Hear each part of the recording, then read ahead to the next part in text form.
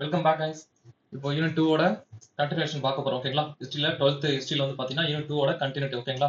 So last class வந்து நம்ம இங்கேயோட பாட்டிருந்தோம். So தீவிர தேசியவாதம் அப்படிங்கிறதுல இருந்து ஒரு செகண்ட் பார்ட்ல பார்க்கலாம் அப்படின்னு சொல்லியிருந்தோம்னா அதோட கண்டினியூட்டி தான் இங்க பார்க்க போறோம். ஓகேங்களா? ஸோ போகலாமா?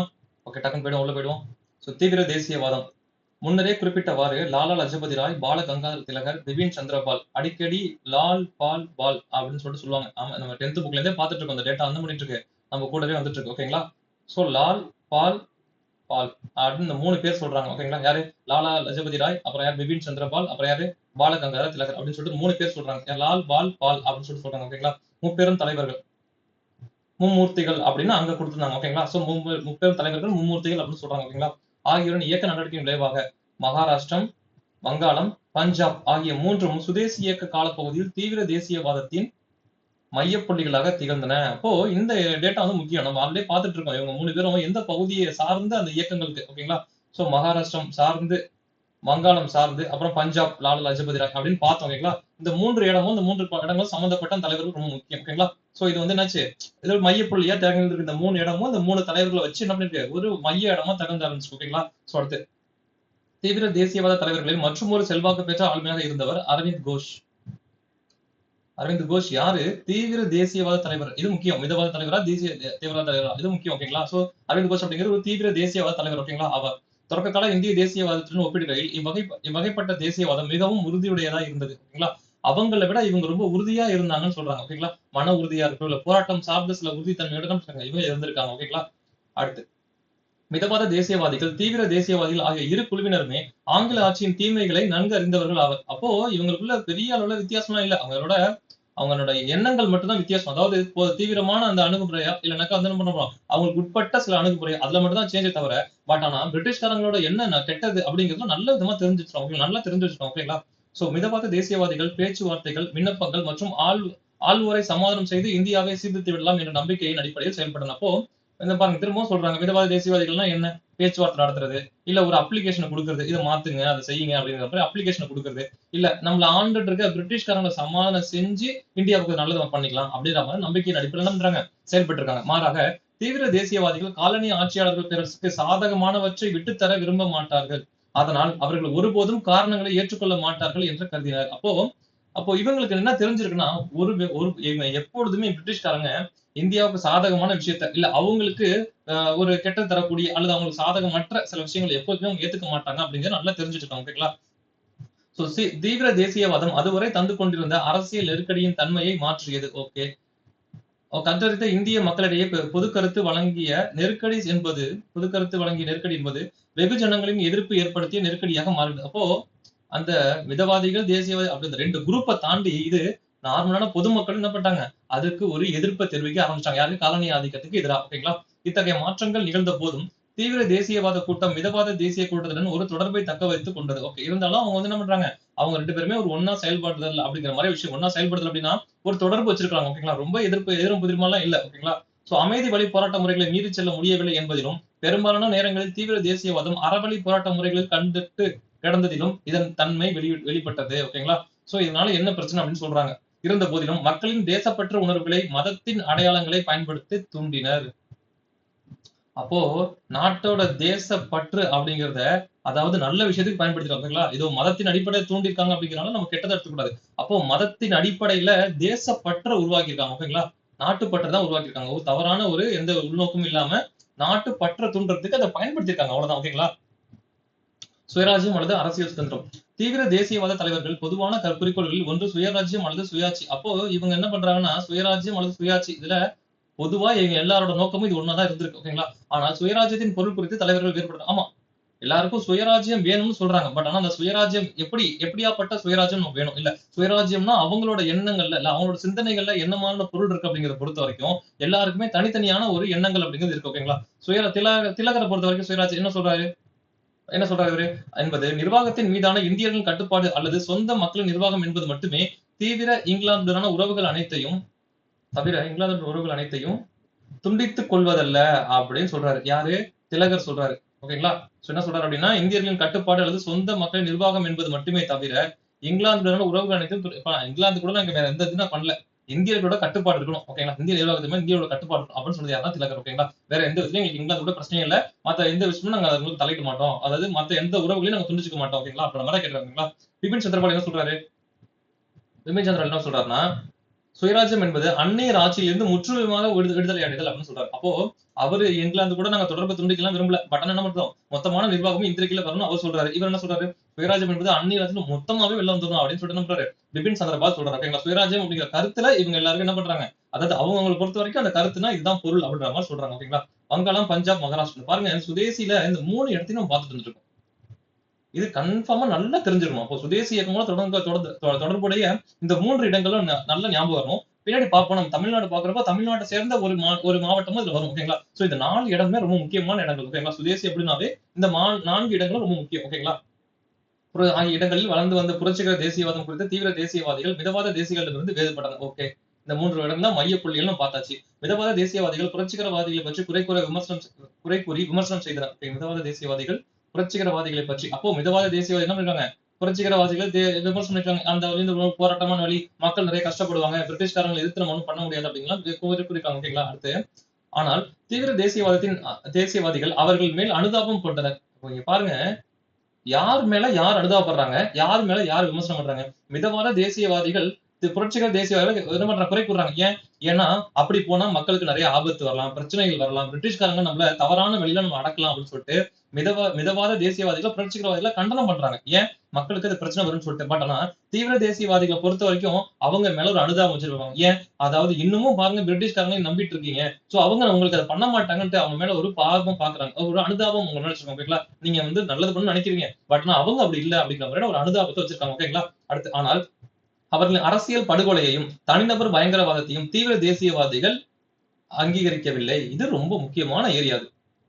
எங்களோட எண்ணங்கள் அதாவது செயல்பாடுகள் அப்படிங்கிறது தீவிர தேசியவாதமாகவே இருந்தாலுமே பட் அதுக்குள்ளேயே இருக்கக்கூடிய அரசியல் சார்ந்த படுகொலையும் இப்போ பிரிட்டிஷ் அரசாங்கத்தை சேர்ந்த அல்ல அரசியல் தலைவர்களை கொலை செய்வது அப்படி இல்ல தனிநபர்கள் பயங்கரவாதத்தையும் ஒரு தனிநபரை சுட்டுக் கொள்றதையோ இல்ல தனிநபரை கடுமையா தாக்குதல் இல்லையோ என்ன பண்றது அவங்க தீவிர தேசியவாதிகளை அதை அப்ரூவ் பண்ணல. ஓகேங்களா? நமது போராட்ட முறை தான் அந்த போராட்ட குணம் தான் அந்த தீவிரமான முறை அப்படிங்கிறத தவிர அந்த தீவிரமான எண்ணங்கள் செயல்படுத்துற விதம் இருக்கு இல்லையா அதுல இவங்க என்ன பண்றாங்க அதை அவங்க எடுத்துக்கல. ஓகேங்களா? சோ தேசபக்த புரட்சியாளர்களின் நோக்கங்களோடு தங்களை இணைத்துக் கொள்வது தீவிர தேசியவாதிகள் மிக்க கவனமுடன் இருந்தனர்.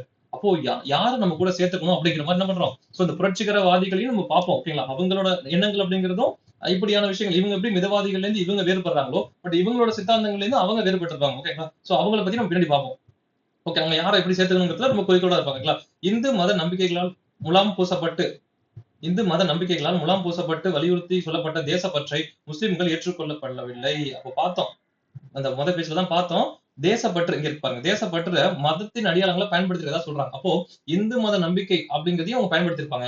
முஸ்லிம்களுக்கு முஸ்லிம் மத நம்பிக்கைகளையும் பயன்படுத்திருப்பாங்க. அப்போ இஸ்லாம், சீக்கியர்கள் எல்லாருமே அவங்க மத நம்பிக்கைகளை வச்சு மதத்தின் அடையாளத்தை வச்சு என்ன பண்றாங்க? தேசப்பற்ற கிரியேட் பண்ணிட்டாங்க. அப்படி இந்து மத நம்பிக்கையில அந்த முலாம பூசுறத அப்படி இந்து மத நம்பிக்கைகளை முன்னிறுத்துறதுல முஸ்லிம் என்ன பண்றாங்க? அதை அவங்க ஏத்துக்கல. ஓகேவா? அடுத்து தங்களின் முந்தைய தலைவர்களைப் போலவே சுதேசி இயக்க தலைவர்கள் சமூகத்தின் பெரும்பகுதி மக்களை ஊடுருவ தவறினர். அப்போ பாருங்க அந்த சுதேசி இயக்க தலைவர்களும் என்ன பண்றாங்க?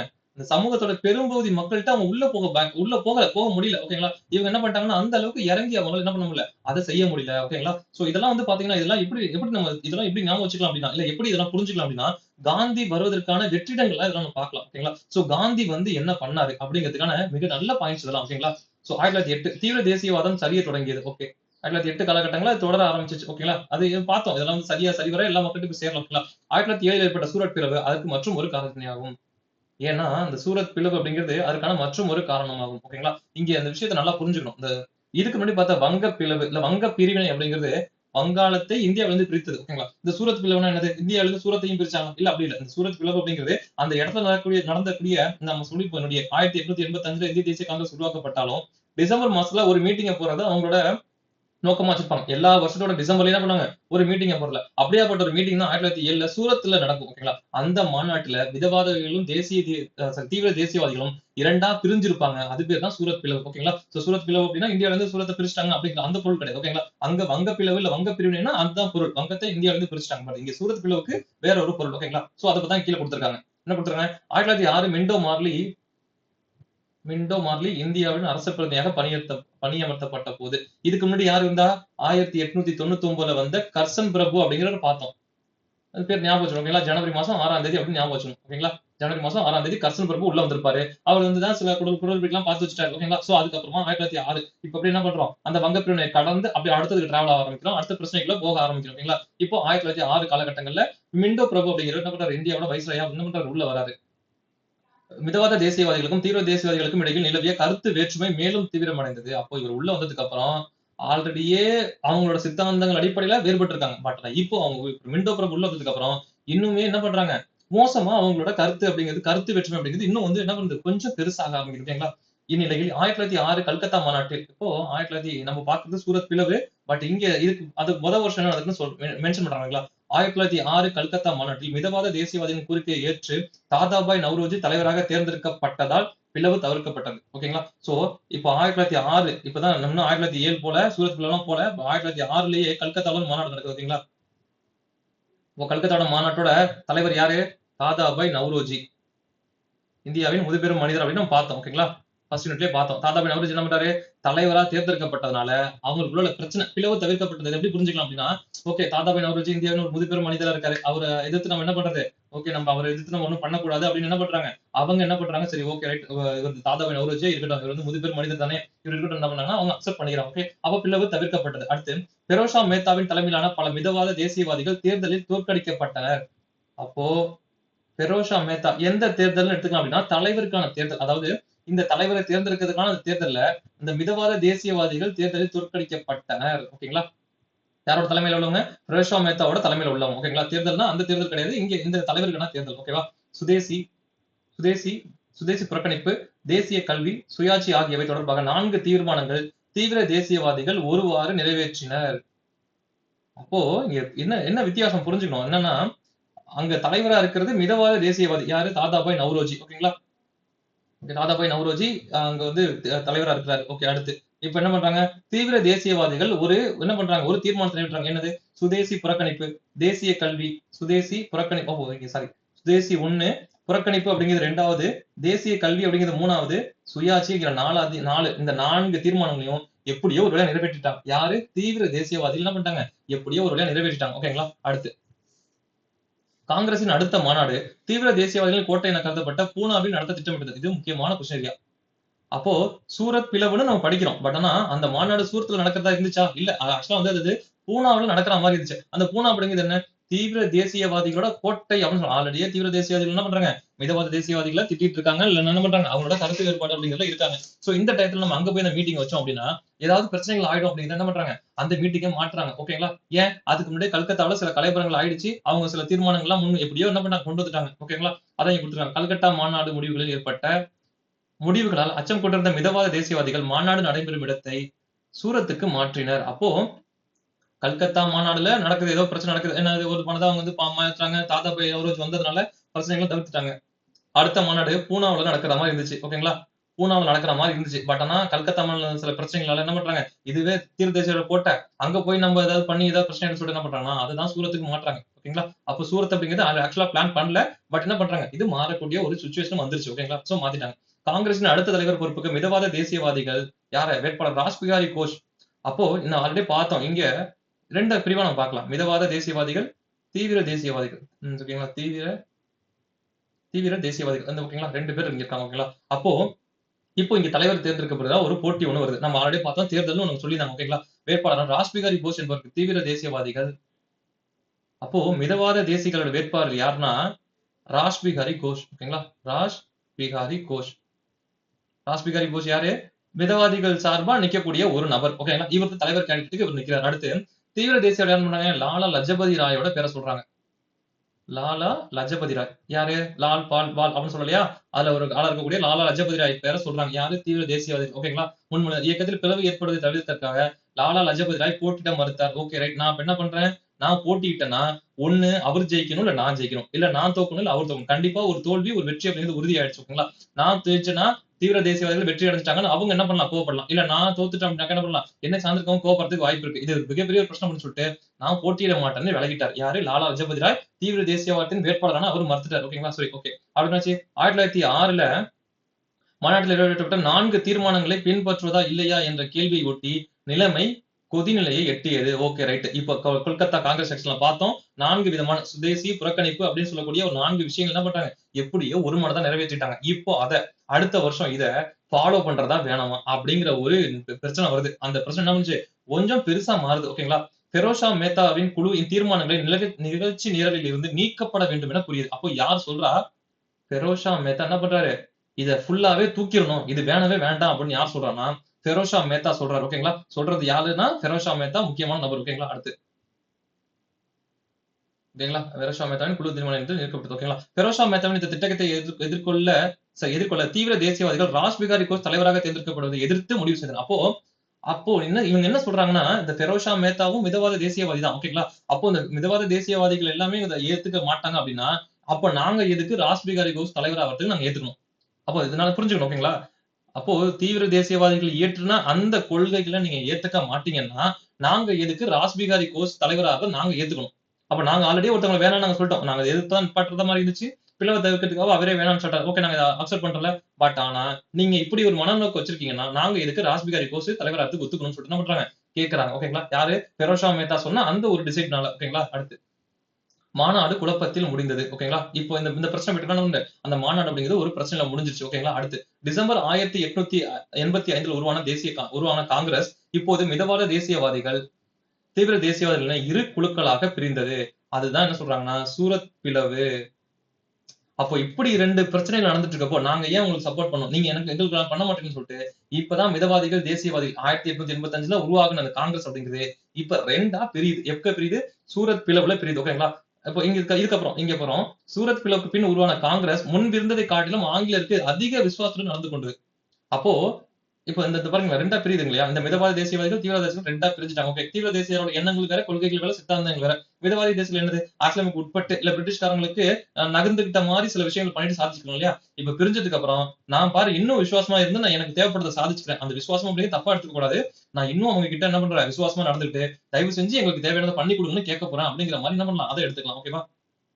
தீவிர தேசியவாதிகள் இல்லாத புதிய காங்கிரஸ், மேத்தா காங்கிரஸ் என்று அழைக்கப்பட்டது. யாரு மேத்தானா யாரு? ஃபெரோஷா மேத்தா. அவர் தான் சொன்னாரு இல்லையா? என்ன சொன்னாரு? அங்க அந்த மாரி அத பண்ணக்கூடாது அப்படின்னு சொன்னாரு இல்லையா? அவரு ஓகேங்களா? பட் இவர வந்து அங்க அங்க தலைவரா ஏத்துக்கல. பட் ஃபெரோஷா மேத்தா அப்படிங்கிற இந்த கருத்து சொல்லியிருப்பாரு. இப்போ தீவிர தேசியவாதிகள் பிரிஞ்சு போயிட்டாங்க. இப்ப தீவிர தேசியவாதிகள் இல்லாத இந்த காங்கிரஸ் என்ன சொல்றாங்க? மேத்தா காங்கிரஸ்ன்னு சொல்றாங்க. அதாவது மிதவாதிகள் இருக்காங்க இல்லையா? அவங்கள அதாவது மிதவாதிகள் இருக்கக்கூடிய இந்த இடத்த ஓகேங்களா? மிதவாத மிதவாத தேசியவாதிகள். தேசியவாதிகள் அப்படின்னு அழைக்கக்கூடிய அது ஓகேங்களா? அந்த குரூப் என்ன சொல்றாங்கன்னா, மேத்தா காங்கிரஸ்ன்னு சொல்றாங்க. ஓகேங்களா? 1908 அடுத்து வந்து சொல்றாங்க 1908 இந்த டேட்டா அப்படியே முக்கியம். நல்ல கதையா தெரிஞ்சுக்கணும். ஓகேங்களா? இத யார் தலைவரா தேர்ந்தெடுத்தாங்க? யார் தலைவர் பதவிக்கு நான் போட்டியிட மாட்டேன்னு சொன்னாரு. ஓகேங்களா? யார் வந்து அந்த மாநாட்டுல வந்து என்னது அந்த கோரிக்கைகளை ஏற்றுக்க மாட்டேன்னு சொன்னது இதெல்லாம் நல்லா தெரிஞ்சுக்கணும். ஓகேங்களா? இதெல்லாம் கொஸ்டின்ல வச்சாங்கன்னா அங்க போய் கன்ஃப்யூஸ் பண்ணக்கூடிய ஏரியா. சோ கொஞ்சம் நல்லா தெளிவா அதெல்லாம் கவனிச்சுக்கோங்க. ஓகேங்களா? நடைபெற்ற காங்கிரஸ் மாநாட்டில் மிதவாத தேசியவாதிகள் மட்டுமே கலந்து கொண்டனர். அப்ப ஆமா 1907ல என்ன பண்ணியாச்சு? பிரிஞ்சாச்சு. 2ஆ பிரிஞ்சுட்டோம். மிதவாத தேசியவாதிகள், அப்புறம் வந்து தீவிர தேசியவாதிகள் பிரிஞ்சாச்சு. ஓகேங்களா? அடுத்து 1908ல ஒரு மீட்டிங்க போடுறோம். இந்த மிதவாத தேசியர்கள் மட்டும் என்ன பண்றாங்க? அதுல கலந்துக்கிறாங்க. இவங்க வெளிநாடு பண்ணிட்டாங்க. இல்ல நாங்க வந்து நாங்க சொல்றத கேட்க மாட்டீங்க என்ன பண்றாங்க? அவங்க வெளில போயிட்டாங்க. அப்போ 1908ல நடந்த மாநாட்டுல என்ன பண்றாங்க? இவங்க மட்டும் தான் கலந்துக்கிறாங்க. ஓகேங்களா? அவர்கள் ஆங்கில அரசு மீதான தங்கள் விசுவாசத்தை மீண்டும் வலியுறுத்தினர். ஓகே. நம்ம பிரிட்டிஷ்காரங்கள்ட்ட நகர்ந்துட்டு தான் என்ன பண்ணோம்? நம்ம விஷயத்த பண்ணணும். அவங்கள எதிர்த்து நம்ம ஒண்ணும் பண்ணக்கூடாது பண்ண முடியாது அப்படிங்கிற விஷயத்த என்ன பண்றாங்க? திரும்பவும் சொல்ல ஆரம்பிக்கிறாங்க. ஆங்கில ஆட்சிக்கு சவாலாக இருக்கும் எண்ணமில்லாத காங்கிரஸ் ஒரு வலுவற்ற அரசியல் சார்ந்த அமைப்பாயிற்று. இப்போ ஒரு வலுவே இல்லாம ஒரு அமைப்பா அமைச்சுருவீங்களா? தீவிர தேசியவாதிகளால் அது போன்ற அரசியல் சார்ந்த அமைப்பை உருவாக்க முடியவில்லை. அப்போ இங்க இந்த இது நல்லா தெரிஞ்சுக்கணும் இந்த விஷயம். என்ன நடந்திருக்குன்னு பாருங்க. அப்போ மிதவாதிகள் என்ன பண்றாங்க, அடுத்தது ஒரு மீட்டிங்க்கு அவங்க தயாராயிட்டாங்க. ஓகே அவங்களோட ப்ராசஸ் அதுதான். ஏன்னா, இவங்க 1885ல இருந்தே இருக்காங்க. ஓகேங்களா? சோ இவங்க என்ன பண்றாங்கன்னா, நடுவுல அந்த தீவிர போக்கோட கடைபிடிக்கிறாங்க.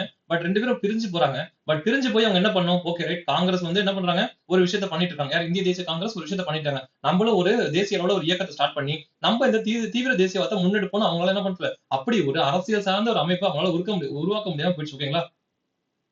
நார்மலாவே வந்து ஒரு கட்சிய விட்டு பிரிஞ்சு போனா புது கட்சி ஒண்ணு ஆரம்பிப்பாங்க இல்லையா? அப்படி பாருங்க. இவங்களால ஒரு தேசியம் சார்ந்த ஒரு இயக்கத்த ஸ்டார்ட் பண்ணவே முடியாது. ஓகேங்களா? முக்கிய தலைவர்கள் அனைவரும் கைது செய்து சிறையில் அடைத்த அரசின் அடக்குமுறையே அதற்கான முக்கிய காரணமாகும். ஏன்னா அந்த தீவிர தேசியவாதிகள் அப்படிங்கிறவங்க நாட்டுக்கு, அதாவது பிரிட்டனுக்கு எதிரான சில புரட்சிகரமான சில விஷயங்கள் செஞ்சு, அதாவது கெட்ட விஷயம் இல்ல, அந்த போராட்டம் அது மாதிரியான சில விஷயங்களை பண்றது மூலியமா அதிகமா அரெஸ்ட் ஆயிட்டாங்க. சோ அதனால அவங்க அதிகமா வெளில இல்லாதனால இந்த மாதிரியான விஷயத்த பண்ண முடியல. ஏன் மிதவாதிகளை அவங்க அரெஸ்ட் பண்ணல? ஏன்னா அவங்க பிரிட்டிஷ் அரசுக்கு கட்டுப்பட்டு அவங்க அவங்க அரசியலமைப்புக்கு உட்பட்டு சில விஷயங்களை பண்றதுனால அவங்கள அரெஸ்ட் பண்ணல. சோ அவங்களுக்கு இதனால எந்த விதமான பிரச்சனையும் வரல. ஓகேங்களா? சோ நல்லா தெரிஞ்சுக்கணும். அடுத்து புரட்சிகர தேசியவாதம். அப்போ நம்ம இதுக்கு முன்னாடி பார்த்தது மிதவாத தேசியவாதம்னு ஒண்ணு பார்த்தோம். அடுத்து தீவிர தேசியவாதம்னு ஒண்ணு பார்த்தோம். இந்த 2 பேரும் பார்த்தோம் இல்லையா? அந்த 1907ல இவங்க 2 பேரும் பிரிஞ்சுட்டாங்க. 1908க்கு அப்புறம் புரட்சிகர தேசியவாதம் அப்படிங்கிறது கொஞ்சம் டவுன் ஆவ ஆரம்பிக்குது. ஓகேங்களா? பிரிவுக்கு அப்புறம். இப்ப என்ன ஆகுது? 1908ல் தீவிர தேசியவாதம் சரிவுற்று புரட்சிகர செயல்பாடுகள் மேலெழுந்தன. அப்போ அந்த தீவிர தேசியவாதத்துக்குள்ள இருந்த சில பேர் என்ன பண்றாங்க? இன்னும் சரி, ஓகே, ரைட், அவங்க நினைச்சது முடியல, நம்ம நினைச்சது முடியல. இன்னும் கொஞ்சம் என்ன பண்ணுவோம்? இன்னும் கொஞ்சம் போராட்ட குணத்தை நம்ம அதிகப்படுத்துவோம் அப்படின்னு சொல்லிட்டு என்ன பண்றாங்கன்னா, வன்முறையை நோக்கி நகர ஆரம்பிக்கிறாங்க. ஓகேங்களா? சோ வன்முறையை நோக்கி மாற்றம் அதை சுட்டிக்காட்டியது. அப்பதான் என்ன பண்றாங்கன்னா, வன்முறையை நோக்கி நகர்றாங்க. சோ அதனால இவங்க வந்து புரட்சிகர தேசியவாதிகள் அப்படின்னு சொல்றோம். இந்த 3வது நம்ம பார்க்கிறது வந்து 3வது கேட்டகரி. ஓகேங்களா? மிதவாத தேசியவாதிகள், தீவிர தேசியவாதிகள், இப்ப புரட்சிகர தேசியவாதிகள். இந்த 3 பேரோட வித்தியாசம் நல்லா புரியும். ஓகேங்களா? மேலும் ஆங்கில ஆட்சிக்கு வெகுஜனங்களின் எதிர்ப்பு என்பது பதிலாக சமூகத்தின் உயர்மட்டத்தை சார்ந்தோரின் எதிர்ப்பு என்ற மாற்றத்தையும் அது உணர்த்தியது. ஓகேங்களா? வங்காளத்தில் புரட்சிகர பயங்கரவாதமானது முன்னதாகவே வளர்ந்து விட்டது. ஆல்ரெடி வங்காளத்துல அப்படிங்கிறது அந்த புரட்சிகர பயங்கரவாதம் வந்து ஸ்டார்ட் பண்ணிடுச்சு. ஓகேங்களா? 1870களில் விவேகானந்தர் விளக்கியவாறு எஃகிலான உடலையும் நரம்புகளையும் வளர்ப்பதற்காக பல்வேறு இடங்களில் அக்காரா எனப்படக்கூடிய உடற்பயிற்சி நிலையங்கள் நிறுவப்பட்டன. அப்போ இந்த ஏரியா இதுவரைக்கும் கொஸ்டின் கேட்டது இல்ல. பட் நல்ல கொஸ்டின். ஓகேங்களா? அப்பவே வந்து இந்த ஜிம்னு சொல்லுவோம் இல்லையா? எஃகிலான உடலையும் நரம்புகளையும் வளர்ப்பதற்காக பல்வேறு அக்காரா அப்படிங்கிற கூட எப்படி ஞாபகம் வச்சுக்கலாம்? உடம்ப நல்லா அக்கறையா வச்சுக்கோங்க அப்படிங்கிற மாதிரி ஞாபகம் வச்சுக்கலாம். அக்காரா உடம்பு நல்லா அக்கறையா என்ன பண்ணணும்? டெவலப் பண்ணணும். யார் சொன்னது? விவேகானந்தர் சொல்றாரு அப்படின்னு ஞாபகம் வச்சுக்கோங்களா? அடுத்து பக்கிம் சந்திர சாட்டர்ஜியின் ஆனந்த மடம்னு சொல்லுவாங்க தமிழ்ல. ஓகேங்களா? ஆனந்த மடம் என்னும் நாவலில் குறிப்பிடத்தகுந்த தாக்கத்தை ஏற்படுத்தியது. அப்போ பக்கிம் சந்திர சாட்டர்ஜியோட ஆனந்த மடம். ஓகேங்களா? இந்த நூல் ரொம்ப முக்கியமான நூல் இது. ஓகேங்களா? இன்னும் பின்னாடி வர வர நிறைய இடத்துல இத பார்ப்போம். ஓகேங்களா? அந்நாவல் வங்காளத்துக்கு புரட்சிகர தேசியவாதிகளால் பரவலாக படிக்கப்பட்டது. ஓகே. அந்நாவலின் ஒரு பகுதியான வந்தே மாதரம், இதுக்காக தான் நான் சொன்னேன். வந்தே மாதரம் பாடல் சுதேசி இயக்கத்தின் கீதம் ஆயிற்று. அப்போ அது எழுதுனது யாரு? எந்த புத்தகம்? அப்படியே கொஸ்டின் ஏரியா. ஓகேங்களா? நல்ல கொஸ்டின் ஏரியா அதெல்லாம். அடுத்து சுதேசி இயக்கத்தின் போது தனிநபர் வன்முறையை எழுச்சி பெறுவதற்கு 3 காரணிகள் பங்களிப்பு செய்தன. அப்போ சுதேசி இயக்கத்தின் போது தனிநபர் வன்முறை, அதாவது இண்டிவிஜுவலா இருக்கக்கூடிய சில நபர்கள் என்ன பண்றாங்க? அந்த சில வன்முறைகளை செய்றாங்க. அது ஏன் ஸ்டார்ட் ஆச்சு அப்படின்னா சொல்றாங்க சில காரணங்கள். அந்நிய அடக்குமுறை ஆட்சியின் கீழ் வெகுவாக பொறுமை இழந்து கொண்டிருந்த இளைஞர்கள் அரசியலற்ற அக்கசார் செயல்பாடுகளை ஓரளவே ஏற்றுக்கொண்டனர். அப்போ அரசியல் ஆல்ரெடி என்ன பண்றாங்கன்னா, அந்த புரட்சிகர தேசியவாதிகள் அவங்க எல்லாம் டிராவல் பண்ணி தான் இருக்காங்க. பட் அவங்களோட செயல்பாடு இப்ப குறைய ஆரம்பிச்சுட்டு. பட் ஓகே, இன்னும் இந்த வேலையை பார்த்துட்டு இருந்தோம். இப்ப திடீர்னு இந்த வேலை இல்லைன்னா என்ன பண்றது? ஓகே, என்ன பண்ணலாம்? இப்ப இதை மாத்தி புதுசா ஒரு வழி கொண்டு போலாம்னு சொல்லிட்டு அத ட்ரை பண்றாங்க. ஓகேங்களா? இளம் வயது மக்களுக்கு தலைமையேற்று அவர்களை ஒரு நீண்ட கால வெகுஜன போராட்டத்தில் ஈடுபடுத்துவதில் தீவிர தேசியவாதிகள் தோல்வி அடைந்து தனிநபர் செயல்பாடுகளுக்கு வளர்றதுக்கு. அப்போ அவங்க தீவிர தேசியவாதிகளோட ஃபாலோவர்ஸ் தான் இருக்காங்க. தீவிர தேசியவாதிகளோட எண்ணங்களையும், கொள்கைகளையும் ஃபாலோ பண்றாங்க. பட் ஆனா அவங்கள சரியான விதத்துல கொண்டுட்டு போறதுல அந்த தீவிர தேசியவாதி என்ன பண்றாங்க? தோல்வி அடைஞ்சுட்டாங்கன்னு சொல்றாங்க. ஓகேங்களா? அடுத்து புரட்சிகர செயல்பாடானது இந்திய வீரத்தை மீட்டெடுக்கும் குறியீட்டு முயற்சியின் ஒரு பகுதியாக கருதப்படுது. அத்தன்மையை ஆங்கிலேயர் அடிக்கடி எதிர்ப்பதாயும் இகழ்வதாயும் புரட்சிகர தேசியவாதிகள் நம்பினர். அப்போ இந்த இந்த இது பாருங்க, இது நல்ல விஷயமா இருக்கு. என்ன விஷயம்? இந்திய வீரம்னு ஒண்ணு என்ன ஏன் சொல்றாங்க? 1806லயே நம்ம அப்படி ஒரு புரட்சியை பண்ணோம். எங்க வேலூர்ல. 1858ல ஒரு புரட்சியை பண்ணோம். அப்படியாப்பட்ட ஆட்கள் நம்ப. இப்ப போய் நம்ம அடிமையா இருக்கிறதா? எப்படியாப்பட்ட ராஜாக்கள் நம்மள ஆண்டிருக்காங்க? எப்படியாப்பட்ட ராஜாக்கள் நம்ம கிட்ட இருந்து உருவாகியிருக்காங்க? அப்படியாப்பட்ட நம்ம வீரத்தை வந்து இவங்க வந்து சோதிப்பதா? அப்படிங்கிற மாதிரி என்ன பண்றாங்கன்னா, என் வீரத்தை நான் காட்டுறேன் பாரு, நான் யாருன்னு காட்டுறேன் பாரு அப்படிங்கிற மாதிரி என்ன பண்றாங்க? இவங்க அதுக்கு ஒரு காரணமா வச்சிருக்காங்க. ஓகேங்களா? அடுத்து இவ்வாறான நடவடிக்கைகள் ரஷ்யாவில் நடந்ததைப் போல திட்டமிடப்பட்ட ஒரு புரட்சிக்கு இட்டுச் செல்லவில்லை. அப்போ ரஷ்யாவுல ஒரு புரட்சி நடந்துச்சு. போல்கெவிக் புரட்சி அப்படின்ற மாதிரி சொல்லுவாங்க. ஓகேங்களா? அந்த டைம்ல வந்து பாத்தீங்கன்னாக்கா, ரஷ்ய புரட்சியாளர் ஸ்டாலின், லெனின் அந்த மாதிரியான சில புரட்சிகளோட அத மாதிரியான தலைமை இல்லாம என்ன ஆயிடுச்சு அப்படின்னாக்கா, இது இந்த அளவுக்கு ஒரு தலைமையே இல்லாம ஒரு போயிடுச்சு அப்படின்ற மாதிரி சொல்றாங்க. அப்போ ரஷ்யாவுல அப்படிதான் நடந்திருக்கு. பட் ஆனா ரொம்ப தலைமையோட ரொம்ப கரெக்ட்டா பிளான் பண்ணி பண்ணியிருக்காங்க அங்க. பட் இங்க அந்த மாரி இல்லன்னு சொல்றாங்க. பெரும்பாலான புரட்சிகள் நடக்கைகள் சில குறிப்பிட்ட அடக்கியாலும் ஆங்கில அதிகாரிகளை கொலை செய்யும் முயற்சிகளாவே அமையும். அப்போ பர்ட்டிகுலரா ரொம்ப ஒரு டார்கெட் பண்ணலாம் இல்ல. ஒரு பர்ட்டிகுலர் சின்ன பகுதியில ஒரு ஒரு என்ன பண்ணிட்டாங்க, ஒரு தப்பு பண்ணிட்டாங்களா, அவங்கள கொன்றுவோம் அப்படிங்கிற மாரி ஒரு சின்ன சின்ன விஷயம் செய்யக்கூடிய அந்த ஆங்கில ஆட்சியாளர்கள பயமுறுத்துறதுக்கு என்ன பண்றாங்கன்னா, அப்படியேப்பட்ட சில விஷயங்கள பண்றாங்க. சரி, அது சம்பந்தப்பட்ட சில விஷயங்கள் என்னென்ன நடந்திருக்கு அப்படின்னு நம்ம என்ன பண்றாங்க பார்க்கலாம். அதுல ஃபர்ஸ்ட் ஒண்ணு அலிப்பூர் குண்டு வழக்கு. வங்காளத்தில் 1902ல் பல ரகசிய சங்கங்கள் நிறுவப்பட்டதிலிருந்து புரட்சிகர தேசியவாதம் கதை தொடங்குது. ஆமா, அங்கேயே பார்த்தோம். புரட்சிகர தேசியவாதம் அப்படிங்கிறது சூரத் பிளவுக்கு அப்புறம் இல்ல. ஆல்ரெடியே வங்காளத்துல நாங்க ஸ்டார்ட் பண்ணிட்டு என்ன பண்ணோம்? போன பேஜ்ல பார்த்தோம் இல்லையா? அதுதான் இங்க சொல்றாங்க. 1902 காலகட்டங்கள்லயே ரகசியமான சங்கங்கள் ஸ்டார்ட் பண்ணி என்ன பண்ணிட்டாங்க? அவங்கள கொல்லணும், இவங்கள கொல்லணும் அப்படின்ற மாரிலாம் பிளான் பண்ண ஆரம்பிச்சிருக்காங்க. அவைகளுள் ஜதேந்திரநாத் பானர்ஜி அரவிந்த் கோஷின் சகோதரர். இங்க வந்து ஜதேந்திரநாத் பானர்ஜி நல்லா ஞாபகம் வச்சுக்கணும். ஓகேங்களா? ஜதேந்திரநாத் பானர்ஜி, அரவிந்த் கோஷன் ஞாபகம் வைக்காதீங்க. வரிந்தர் குமார் கோஷன் ஞாபகம் வச்சுக்கணும். ஏன்னா அரவிந்த் கோஷ் வந்து இதுக்கு சம்மந்தம் இல்லாத ஒரு ஆள். ஓகேங்களா? சோ அவரை வந்து அவரோட தம்பி அப்படிங்கிறத சொல்லியிருக்காங்க தவிர, பட் ஆனா அவருக்கும் இதுக்கும் சம்மந்தம் கிடையாது. அதை நம்ம பின்னாடி பார்ப்போம். ஏன்னா அவர் பிரச்சனை தேவையில்லாம வந்து மாட்டிப்பாரு. ஓகேங்களா? சோ அவரு பாண்டிச்சேரி போக வேண்டிய சுச்சுவேஷன் அமைஞ்சு கொடுத்துருவாரு. ஓகேங்களா? சோ இங்க நம்ம பார்க்க வேண்டிய ரெண்டே ஆளு ஜதேந்திரநாத் பானர்ஜி, பரிந்த் குமார் கோஷ். பரிந்த் குமார் கோஷ் யாருன்னு கேட்டா அரவிந்த் கோஷோட தம்பி. ஓகேங்களா? சகோதரர். ஓகேங்களா? ஆகியோரால் கல்கத்தாவில் நிறுவப்பட்ட அணுசீலன் சமிதி. ரொம்ப முக்கியமான விஷயம். கல்கத்தாவில் நிறுவப்பட்ட அணுசீலன் சமிதி ரொம்ப முக்கியமான டேட்டா அது. ஓகேங்களா? யாரு 2 பேர் உருவாக்குனது அவங்களும் ரொம்ப முக்கியம். ஓகேங்களா? மிகவும் குறிப்பிடத்தகுந்த ஒன்றாகும். இதை போலவே புலின் பிகாரி தாஸ் என்பவர் முயற்சியால் டாக்காவில் அணுசீலன் சமிதி உருவானது. டாக்கா அணுசீலன் சமிதி எப்போது உருவானது? ரொம்ப முக்கியமான டேட்டாஸ் இதெல்லாம். ஓகேங்களா? ரொம்ப முக்கியமான ஏரியா. யாரு? புலின் பிகாரி தாஸ். இதுக்குள்ள வந்து பாத்தீங்கன்னா நிறைய பேர் பார்ப்போம். ஓகேங்களா? சோ அந்த பேர் வந்து கன்ஃபியூஸ் பண்ணாம வச்சிடணும். ஓகேங்களா? புலின் பிகாரி தாஸ் யாரு? டாக்காவில் அணுசீலன் சமிதி 1906ல உருவாக்குனார். ரொம்ப முக்கியம். ஓகேங்களா? இதன் புரட்சிகர வார இதழான யுகாந்தர் அப்படின்னு சொல்லுவாங்க. யுகாந்தர். ஓகேங்களா?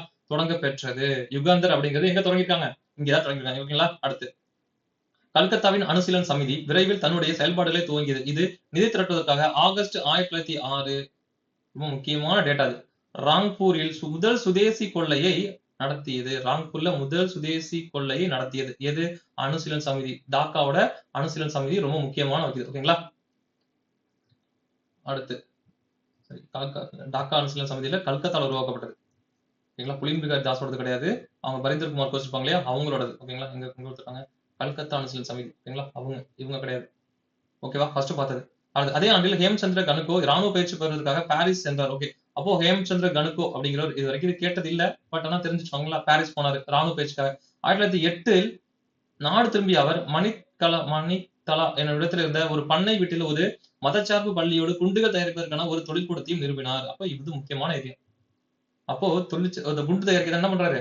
எங்க மணிக்கலா அப்படிங்கிற இடத்துல என்ன பண்றாருன்னா தயாரிக்கிறார். ஓகேங்களா? அங்க ஒரு தொழிற்சாலை நிறுவுறார். அதே பண்ணை விடுதியில் தங்கி இருந்த பல்வேறு உடற்பயிற்சிகளையும் பெற்றார். அப்போ அந்த புரட்சிகரமான செயல்களுக்கு எப்படி செய்யறது, எது பண்றது அப்படிங்கிற மாதிரி என்ன பண்றாங்க? உடல் சார்ந்த சில பயிற்சி எல்லாம் மேற்கொண்டாங்க. இது செவ்வியல் நூல்களையும் உலகத்தில் பல்வேறு பகுதியில் நடைபெற்ற புரட்சிகர இயக்கம் கொடுத்த நூல்களையும் வாசித்தனர். அப்போ பார்த்தோம், ஆல்ரெடி ரஷ்ய புரட்சி அப்படிங்கிறது பார்த்தோம். சோ நாட்டுல புரட்சி அப்படிங்கிறது நடந்திருக்கு. ஒரு வன்முறை அப்படிங்கிறது அவங்க எதெல்லாம் எதுக்காக பண்ணிருக்காங்க. சோ வன்முறை மூலமா என்ன நல்லது நடந்துச்சு அப்படிங்கிற விஷயம் என்ன பண்றாங்க அவங்க தெரிஞ்சுக்க ஆரம்பிச்சிட்டாங்க. சுதேசி போராட்டக்காரர்களை கொடூரமாக நடத்திய டக்ளஸ் கிங்ஸ்ஃபோர்ட்.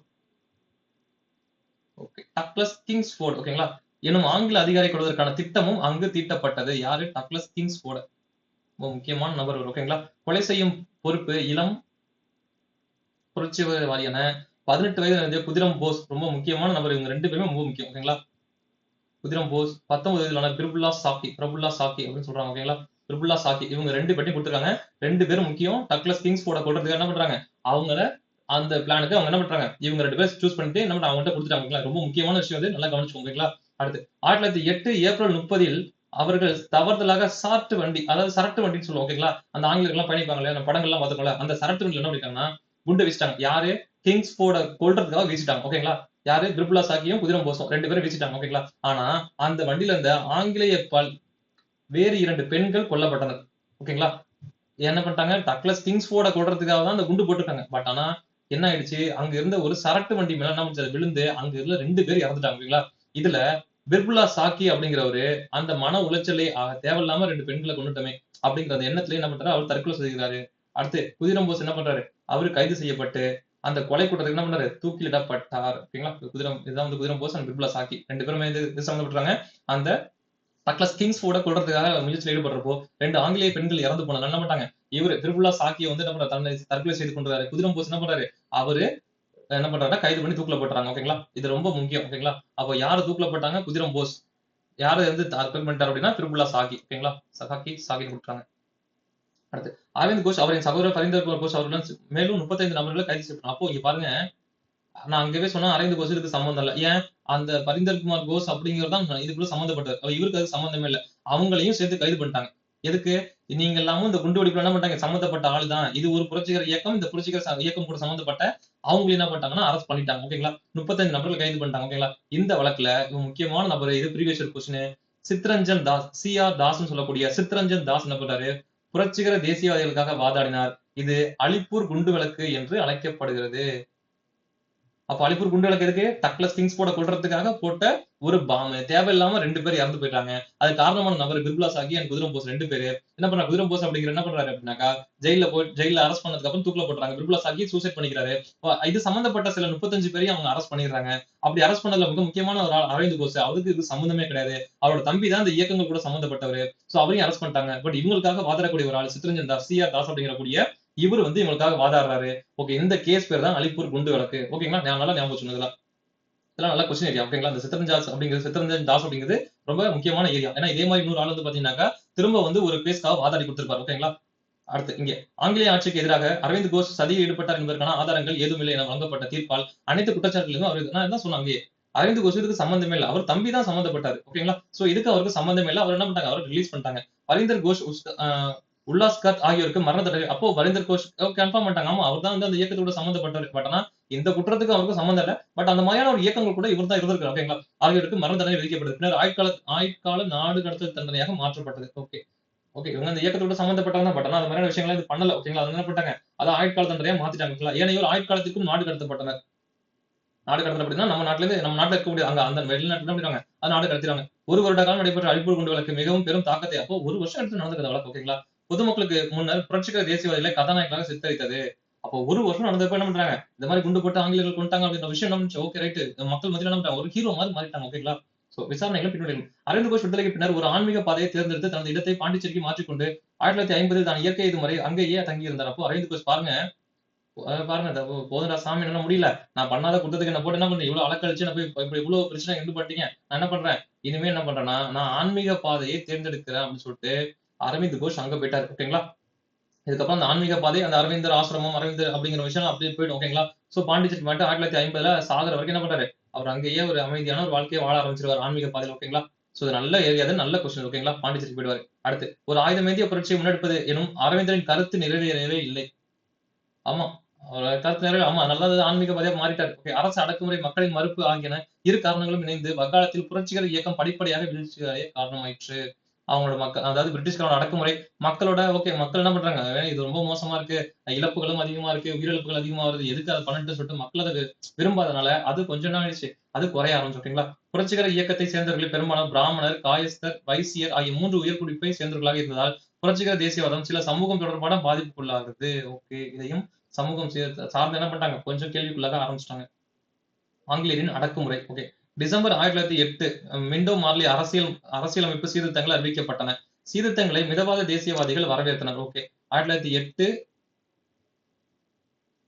மிண்டோ மார்லி அரசியலமைப்பு சீர்திருத்தங்கள் அறிவிக்கப்பட்டன. ஆக்சுவலா வந்து மிண்டோ மார்லி அப்படின்னு 1909 சொல்லுவாங்க. ஓகேங்களா, அவங்க அறிவிக்கப்பட்டதான் 1908 சொல்றாங்க. ஓகேவா, அடுத்து, ஆனால் அதிகாரங்கள் எதுவும் மாற்றப்படவில்லை என்பதை அவர்கள் விரைவில் உணர்ந்தனர். ஓகே, அது வந்து ஜஸ்ட் வந்து என்ன பண்றாரு, ஜஸ்ட் நம்ம அனௌன்ஸ்மெண்ட் தான் கொடுத்துருக்காங்க, ஒன்னும் உண்மையான நம்ம வந்து சேஞ்ச் பண்ணி தரல அப்படின்னு நினைச்சு அவங்களுக்கு புரிய ஆரம்பிச்சிட்டு, மிண்டோ மேற்கொண்ட நடவடிக்கைகள் பிரிவினைகளை ஏற்படுத்துவதாக அமைந்தன. அது வகுப்புவாரி பிரதிநிதித்தை நிறுவனப்படுத்தி இந்து முஸ்லிம்களை பிரித்தது. அப்போ வகுப்புவாரி பிரதிநிதித்துவம் என்ன பண்ணிருக்காங்க, அது முன்னாடி கொண்டு வந்திருக்கு. ஏன் அப்படின்னா முஸ்லிம்களுக்கு என்ன பண்ணிருக்கோம்னா இடஒதுக்கீடு அப்படிங்கிறத கொடுத்துருக்கோம். எப்படி, அவங்க முஸ்லீம் அப்படிங்கிறத என்ன பண்ணிருக்கோம், அவங்களுக்கு இடஒதுக்கீடு அப்படிங்கிறத கொடுத்துருக்கோம். ஓகேங்களா, அதான் வகுப்புவாரி பிரதிநிதித்துவம்னு சொல்றாங்க. ஓகேங்களா, அதுதான் சொல்றாங்க, முஸ்லிம்களுக்கு அது கொடுத்துருக்கோம்.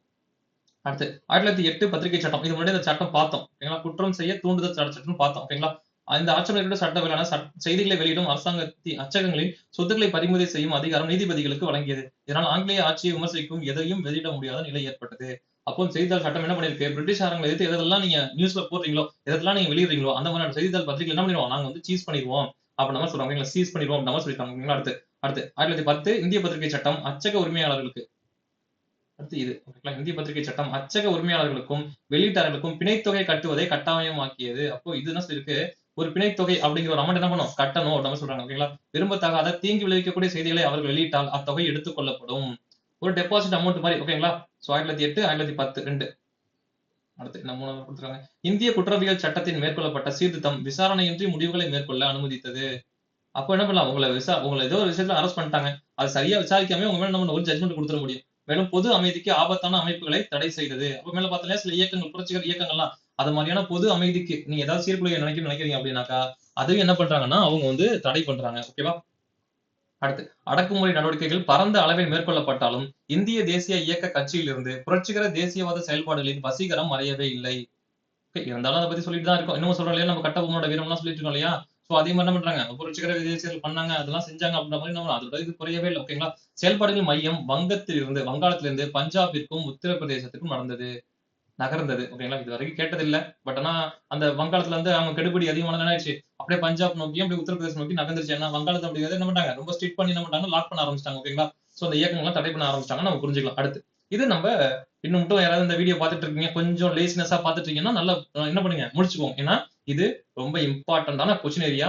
எல்லா எக்ஸாம்லயுமே இதுல இருந்து கொஸ்டின் இருக்கும். ஓகேங்களா? இன்கேஸ் இப்போ வீடியோ பார்த்துட்டு இருக்கீங்க, கொஞ்சம் டயர்டா இருக்கு அப்படின்னா என்ன பண்ணுங்க, அப்படியே பாஸ் பண்ணிட்டு தண்ணி குடிச்சிட்டு என்ன பண்ணுங்கன்னா ஃப்ரெஷ் அப் ஆயிடுங்க. ஓகேங்களா? நான் வந்து தண்ணி குடிச்சிக்கிறேன். இதுக்கப்புறம் இருக்கிற டாபிக் வந்து ரொம்ப இம்பார்ட்டன்டான டாபிக். சோ கொஞ்சம் நல்லா தெளிவா பாத்துக்கணும். ஓகேங்களா?